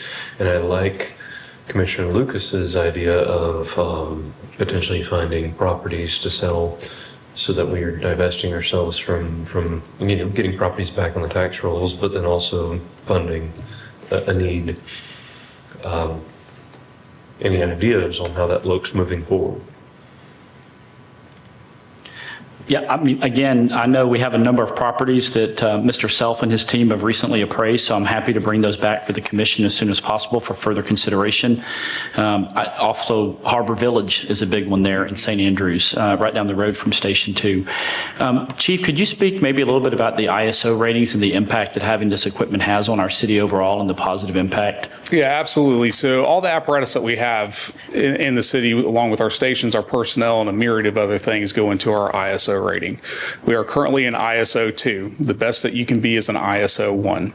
So that means right now your citizens are receiving the best property insurance rates from their insurance carrier that they can. Part of that gets into the grading is how many aerial devices that we have available, how many pumpers do we have available, water supply, and again, a myriad of other things. So having a second aerial device in this instance would still assist us with that rating score. It is a small portion of that score, but it is additional points to maintain that too that we currently have. So Chief, are you going to put this truck on reserve or will we auction it off? We will auction it off. Do we have any idea how much we'll make in that auction? So the last tower one, or the previous tower one that we had was the 2006 100-foot platform. It went for about $42,000. Well, I was trying. I was trying. Big truck. Resale value are not that good on them. Does the county have a aerial truck? Maybe we asked this earlier. Does the county? They do. They have one. Okay, so if we were in a pinch, I mean, we could obviously get the county to help us if we If it's didn't. in service, yes. If it's in service. If it's in service, yes. Okay, is it sick frequently? Honestly, I don't know. All I know is it responds out of their Station 1 off of Thomas Drive. And then Panama City Beach has a similar truck to the county, and theirs is on the west end of the beach. So if we were to vote to do this, the worst case scenario, because you still want to get rid of the fire tax, that's a goal that everybody has set. The worst case scenario here is that you're able to manage getting rid of that and you have to pay this off. Could it still be paid in payments like monthly, or is it only financed because of the fire tax? It's a yearly payment. Right, I'm sorry, did I say monthly? Yep. I meant yearly, sorry, it's like 179,000 or something like that. Is that something that, like, if the fire tax were to go away, is that something that could be picked up and put into the budget for general fund? So it doesn't feel like hands are tied if this is how it's, I mean, can it be transferred like that? It would have to be. We'd have to fulfill the debt obligation one way or the other. I want to be clear, this is secured against the fire tax. I mean, it's just the collateral we put up against it, but you can pay the payment from any source of revenue. So does that make any difference to you two? Like if you know that you're like, oh, it's, I mean, my personal preference is to get through the budget season and then make a decision. I mean, I understand if you look in the Barrow, I think there's $100,000 that we could end up spending more by waiting because of some other requirement that's on there. But I mean, just knowing what we're walking into, I'd like to be as flexible as we can. That's me. Yeah, So no, I think that's fair. That's right. I mean, there is not an argument on whether or not it's needed or whether or not we need ladder trucks or, anything from that standpoint. So And if how we didn't long is have a this ladder good truck, for? I'd be like, oh, no, we're doing it. But So how long is the quote good for? 60 days, and we're coming to the end of it. So how would you feel about allowing the purchase to move forward so they can go and get this thing, get the contract signed, but then we fund it out of property sales instead of funding it out of the general fund or with the debt service that we funded out of property sales? I mean, without being able to see every department's budget, I don't know if somebody else has got another need. I mean, I'm also looking out for the rest of the team. It's not just one department that we're talking about when we start committing funds. And so, what if PD comes back with something or something, like, for me, I'm just at the point where I'm like, okay, we're going into budget season. It's like a month away that we're going to start getting department kind of budgetary things. Like, that's why I started looking at it a little So different. Jonathan, you said you've already been doing work on different properties and, that kind of thing, and you said you could bring it back at next meeting. Maybe that's a better time to have this discussion and still fall into that 60 days. How would you feel about that? I mean, I'm happy to defer if that's the desire of the commission. It sounds like that might be outside the 60 days. I don't know if they would be willing to extend it, but I'm absolutely happy to bring back, even at the next meeting, the June 10th meeting, an identification of parcels that we could sell to pay this off immediately if we so desire. We would happily lay out a plan for that. Yeah, and I'm submissive to whatever you guys want. You're the ones that are going to be making this decision and living with that decision. So if you'd rather wait, then I can support that. Whatever. I mean, for me, it's 15 years worth of commitment going into, I know, a very tight 2 years worth of city expenditures. Like, it's the timing piece that's got me concerned. Now, if there were and we did, and I mean, I appreciate the team looking at other options. We're talking about ad valorem or something like that, something that wasn't on a commitment side to continue reduction on. That might be a different take. But we also have the legislature talking about doing something different with property taxes now too. So we all really don't know what's going to happen, and that's why I'm just kind of tiptoeing here as far as hey, I'd like to be as flexible as possible going through this budget season. So, Okay. Would somebody like to make a motion that we push this a little further down the road, or would somebody like to make a motion in some respect? We already have a motion. What's the motion? To discuss. To discuss. Right. Withdraw the motion to discuss. I withdraw my second. Yeah, I think we've done So the I'll move discussion. that we table this for, until the next meeting, so that we can delve into those issues that have been raised at this meeting. You're moving it to when? Next meeting. Next meeting. I'll second that motion. Well, can you give a date? Because next meeting's tomorrow. June 10th. Okay. I'm not trying to be smart. I'm just saying, you know. I know you're yeah, accurate. You know, You're accurate. yeah. Janice, will you also put that in, like bringing back an option that doesn't involve fire assessment, I think would be also something I would like to see on June 10th, because if nothing changes between now and June 10th, we really haven't addressed anything, so we need Yeah, to. so those are the items that we've discussed. Yeah. Securing it in a way, securing it other than with the fire tax, looking for properties or other ways to pay for this purchase. Anything else that we discussed that needs to go in this motion? Second. All right. Any further discussion? Now, Ms. Smith, can you call the roll? Commissioner Granger? Yes. Commissioner Street? Yes. Commissioner Halagus? Yes. Commissioner Lucas? Yes. Mayor Owen? Yes. Motion passes 5-0. Thank you, Chief. Item 11C is consideration of a road closure of West Beach Drive at Frankfurt Avenue. Commission approval is needed for the semi-permanent road closure, the city's portion of West Beach Drive on the west side of Frankfurt Avenue for all traffic, both eastbound and westbound. Beginning in the fall of 2024, Commissioner Street and I began working with the Landmark condominiums with condos located at 2100 West Beach Drive regarding some requests and concerns. During our interaction, a request was made by the condos to consider closing West Beach Drive at Frankfurt Avenue west side as cars cut south on Foster, Arthur, and Calhoun, south of Ninth Street, and then speed eastbound to beat the traffic continuing eastbound on Beach Drive. City staff and Commissioner Street requested that they meet with the neighbors who live in the single-family dwellings to the west of the condos to gauge their opinion in support of such an effort and modification of the city's section of West Beach Drive. The condo's management team went door to door and received positive support from the 10 homes affected by this change. It is important to note that we are only proposing a semi-permanent closure at this time. By that I mean we will not be removing asphalt or installing any permanent concrete curbs. We'll only use signage and traffic delineators to indicate no through traffic and road closure.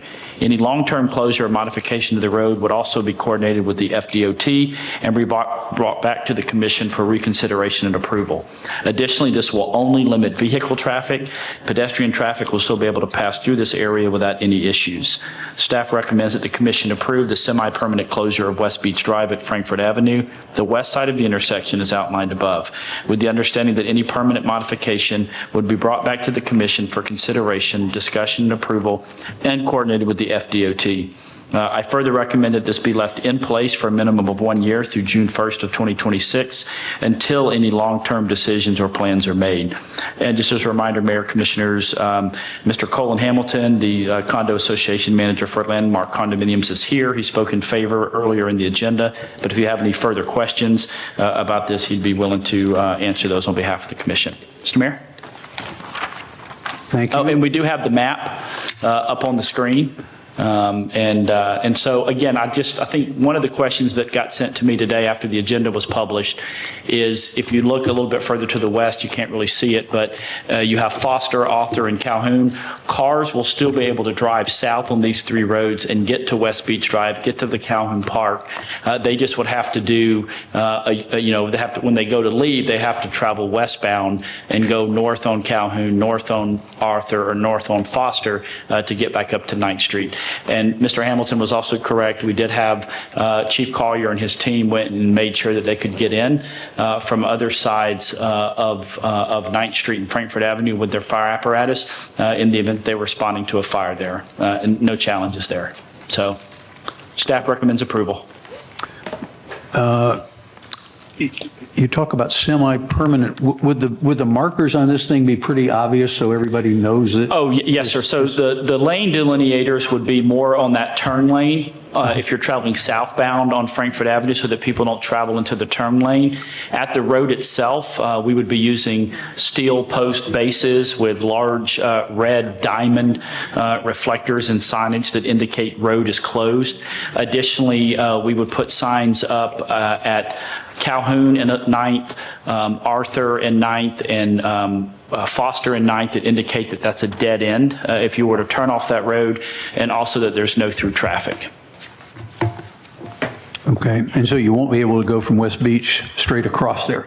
No, sir. Okay. You would have to travel up either Calhoun, Arthur, or Foster to 9th Street in order to get to Frankfurt Avenue. Now, however, you can, if you live inside there, if you're one of the residents, you could go up to the driveway that's right there and come out on the east side of it.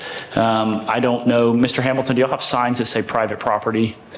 I'm assuming they do, so like regular vehicle traffic wouldn't be able to go through there, but any of the residents that live there could exit onto that. Okay. Anyone else wish to speak to this issue? I have a question for Mr. Hamilton, if you would, sir.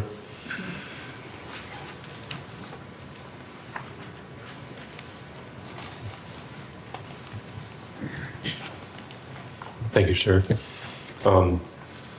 So as I understand it, West Beach Drive is city-owned and maintained, but all the other asphalt that we see here is y'all's property, correct? It's your parking lot, it's not technically a roadway, right? Within Landmark community, yes. Okay. Is there anything that would prevent some, or cause somebody to pause coming up the, right along where the red line is and going up the north entrance? To prevent them from doing that? Is there anything that would discourage them from doing that? Not within the Landmark community, no. We would, discourage homes to the west coming through Landmark property to access Frankfurt, but within Landmark, no, sir. So the concern that I have is that obviously there's people, there's not a great way for us to get the information out there other than just doing it, right? And the people blazing down West Beach Drive trying to beat whichever vehicle they're trying to beat coming down 9th or Frankfurt.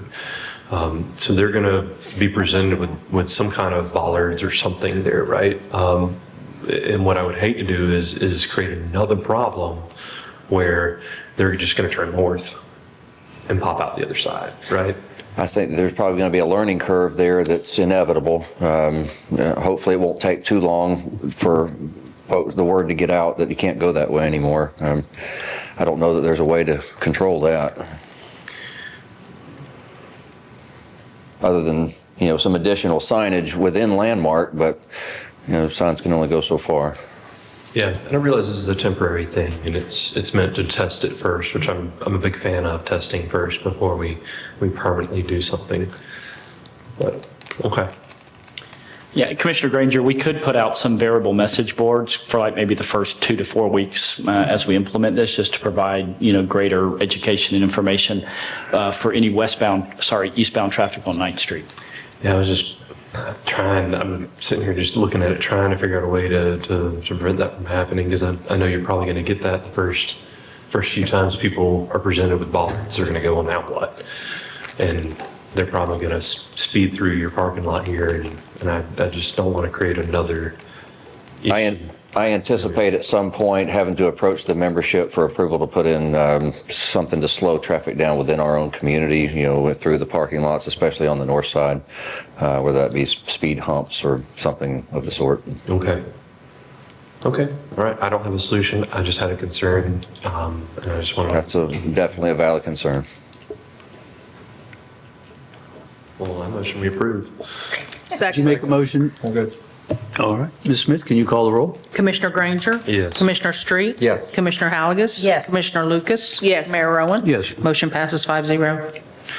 All right, item 11D was the one that y'all voted to add.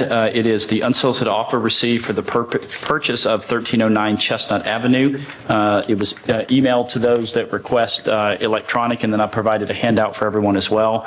The city received on May 9th as background information of this year an unsolicited offer to purchase the lot located at 1309 Chestnut Avenue in downtown St. Andrews, parcel 29980-000-000. The last page is a map, Mr. Mayor and Commissioner. Commissioners, we didn't get this in time to provide it to the IT team, but the last page of your handout I handed is the map if you're curious. This parcel, along with 2 adjacent parcels, are owned by the city and are currently out for open auction. The parcels can be bid as a package ×3 or separately with a deadline of June 4th of 2025. The auctioneer contracted by the city has estimated the value of this single parcel at $250,000 to $275,000 plus or minus. The proposed buyer also sent in a revised note or term on May 27th, earlier today, removing any ability to lower the offer price that he submitted, which again is $280,000 during the due diligence period. If the commission approves the unsolicited offer of $280,000, it does not violate the contract with the auctioneer, and he's offered to reduce the buyer's premium from 10% to 7%. That's his fee to facilitate the sale of the parcel on behalf of the city of Panama City. The unsolicited offer from Taba Properties LLC is included, again, along with the map that shows this parcel's particular information. And so staff requests direction from the City Commission regarding this unsolicited offer. All right, staff. What would anyone like to say? I think you mean commission. The questions of the commission. I don't have anything. Yeah, right. Gotcha. All good. So Josh, this was this, it says that we bought for 550, but I'm pretty sure that 550 included the other lot, the much larger lot. All 3 of them, ma'am. Okay, and this is just for Chestnut? Well, this is the one particular lot that is 0.45 acres. Right, So just the. one of the that's 3. a- So this, It's a really good deal in my humble very opinion. nice, Yes. so this is an adjacent business looking to expand their parking, which that parcel out of all of them makes the most sense for parking. So you don't put that up on front of Beck Avenue, you kind of keep it back there in the back. So, I mean, I think it's, for us to continue to wait, it puts us at risk in such a way it may sell for less. But I mean, even the auctioneers communicating that this is above the amount that they're estimating that it would even bring in, so. It's bird in hand. Worth 2 in the bush? Yeah. I will add, the auctioneer, he obviously answered our questions and provided, the information and a path forward. We don't know how much it's going to be. There's risk on both sides. And, the auction, that usually happens at the very end. But this is a sure thing here today. And to the commissioner's point, this is the back parcel, only has access off of Chestnut. And there is a need for this, it's the owners of Los Angejitos for additional parking right there as well. So that's why I felt, at least bring it up for y'all to discuss and consider. All right, anybody else wish to discuss? I think I'm good. Anybody want to make a motion? I'll motion to approve. I'll second. Ms. Smith, can you call the roll? Commissioner Granger? Yes. Commissioner Street? Yes. Commissioner Halagus? Yes. Commissioner Lucas? Yes. Mayor Rowan? Yes. Motion passes 5-0. All right. We are now going to, I'll just kind of commandeer this for a few moments, if you'll indulge me, Mr. Mayor, Commissioner. So we're now entering to the time where we're going to receive farewell remarks by departing officials. I think we would ask that if you'd like to maybe come down to the podium, or if you want to do it from up here, that's fine. Afterwards, we do have a presentation. I think at that time, we would definitely want everyone to come down, including the commissioners and your appointed officials in the staff. So, Mr. Rohan? Thank you. I do have some remarks. When I ran for mayor in 2023, I did so not for recognition, not for power, and certainly not for personal gain. After more than 40 years serving this community as an orthopedic surgeon, I made the decision to serve Panama City once again, this time in public office, because I love this city deeply. I believe that with hard work, honesty, and cooperation, we could move Panama City forward. But I quickly learned that integrity is not a shared value among everyone in leadership. From the start, one commissioner made it clear that despite my being elected mayor by the people, there were other commissioners that would oppose anything that was not to their liking. That should have been my first red flag. I was elected with a vision to preserve open access to our city's waterfront and revitalize our marina, including maintaining the boat ramp and rebuilding the wet slips.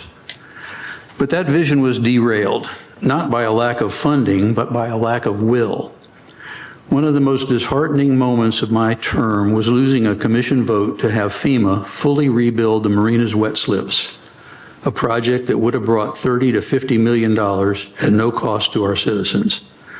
That opportunity was lost, and so was the benefit it would have brought to our working waterfront and marine economy. Instead, the city chose to divert $33 million to rebuild the Martin Theater. This decision didn't just neglect the marina. It effectively cleared the political and financial path for the demolition of the Civic Center. With the right vision and honest leadership, we could have rebuilt the Civic Center and added new wet slips to the marina. An investment in economic development, tourism, and community engagement. Instead, short-sighted spending has compromised long-term opportunity. Despite the obstruction, I've fought to reduce unnecessary burdens on our residents. Since taking office, we have cut the so-called fire tax by 50%. This is certainly great because for many residents, this fee has felt more like a disguised assessment than a legitimate public safety measure. I sincerely hope that future commissions will continue working to eliminate this charge altogether, particularly for those struggling financially. It's an unnecessary burden far removed from what a true fire protection tax should be. Beyond flawed priorities, the political attacks were personal and relentless. A baseless ethics complaint was filed against me for simply downloading a public document. False accusations implying inappropriate physical contact were made by someone who has yet to appear publicly and make herself known. One commissioner accused me of racism, despite the fact that I was one of only 2 votes in favor of a qualified black applicant for city manager.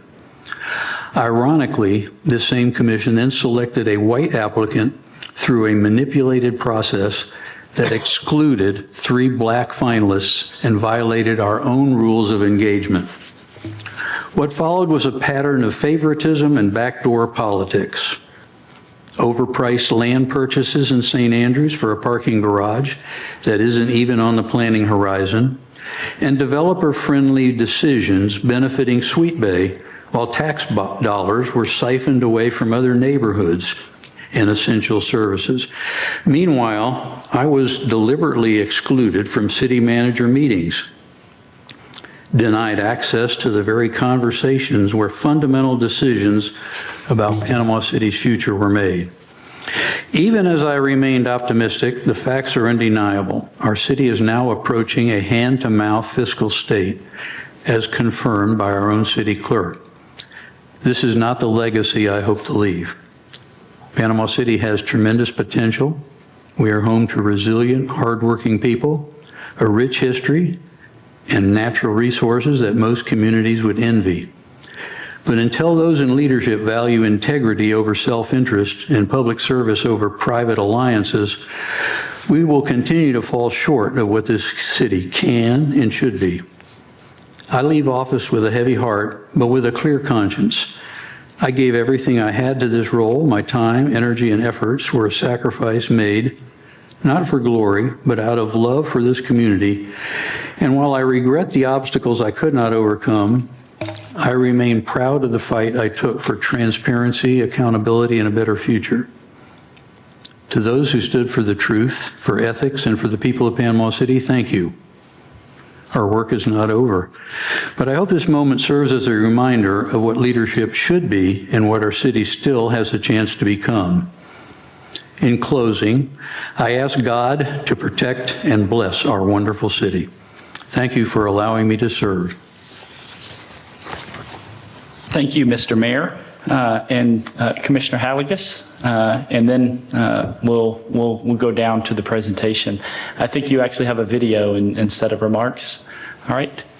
Mr. Schwartz? We tested it 3 times today, ma'am. Thank you. Because Nevin said if the sound didn't come through. He would sing, yeah. Oh, yeah, I'll sing instead of pray. I don't hear it.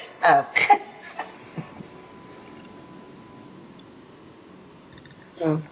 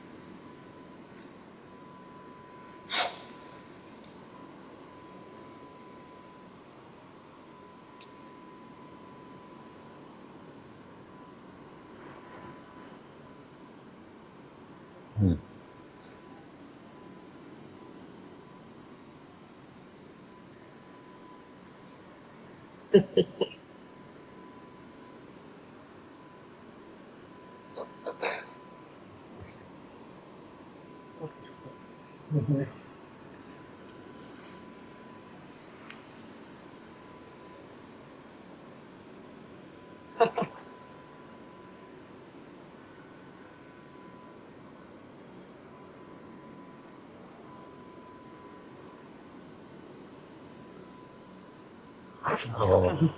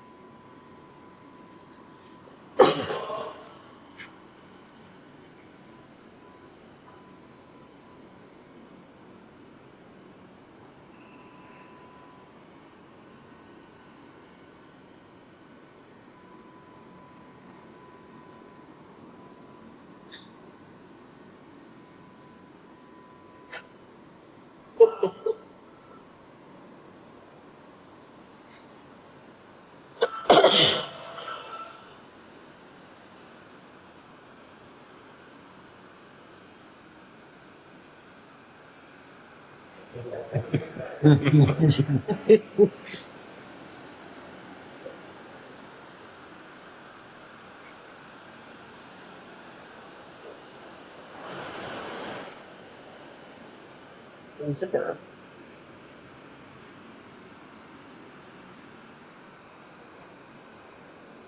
Going off into the sunset.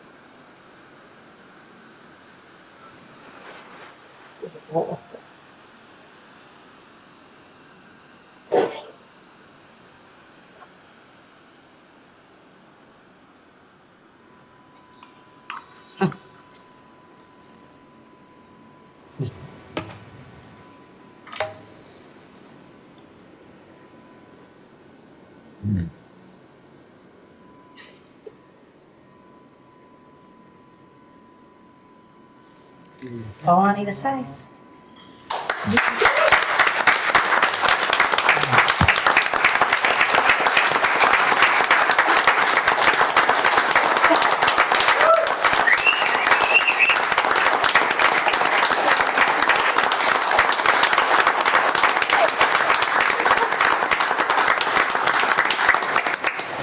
All right, if we can, we'll start with you, Mr. Mayor. Come on down. I think we should have everyone on the dais. Let's come down for this. Come on, staff, everyone come up. Let's go.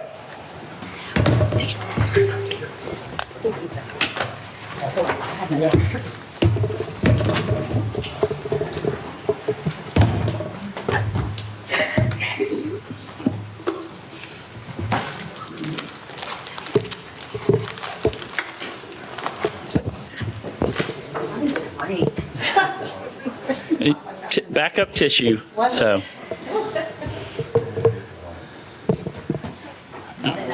All those pictures, did they? All right, come on up, Mr. Mayor. This is presented to Michael X. Rohan in recognition and appreciation of dedicated service to the city of Panama City, Florida, May 24th, 2023 to May 28th of 2025. Thank you, Mr.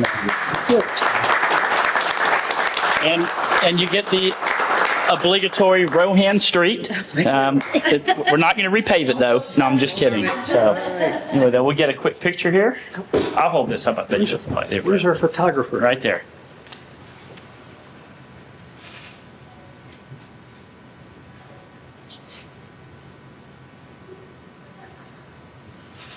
Thank you. All right. Thank you. All right. We'll hang tight to that. I'll get out of the way. All right. Presented to Jenna Halligus, May 24th of 2017 to May 28th of 2025, in honor of your retirement after 8 years of dedicated service to the city of Panama City. Thank you for your service. May you look back on your years of service and find a sense of accomplishment and pride. Thank you for your service, your time, and your investment in the future of our community. May you enjoy your well-deserved retirement. So. We got a cool one for you too.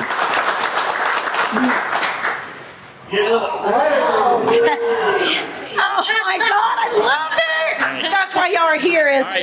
Family, y'all come on. my Dan, gosh, I Logan, love come on it. down. Oh my God, I'm gonna cry just looking at that. Okay, well, you're Oh, already- I love it. It's beautiful. You're Thank you already so crying. much. I know. That's I all know. right. I All am right, come already on. crying. Lena Michelle too, come on.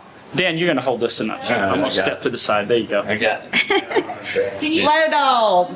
Yeah, you get us out of here. Well, it's on. Listen, these two right here that they designed This is in-house. awesome. Like, how awesome is this? This will be there a really long time. You guys are such rock stars. Come on in, girl. Y'all get on in. Get in here. Wow. Oh, backwards. Wow. Stay on the side. Okay. Smile for a long time. Okay.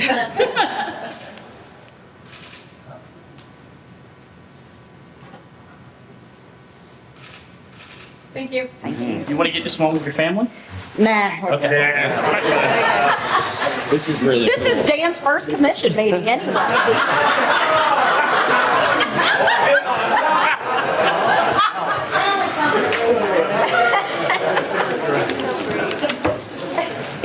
Oh, thank you. Got some Dan's for donuts. I mean, I could just be grateful instead of,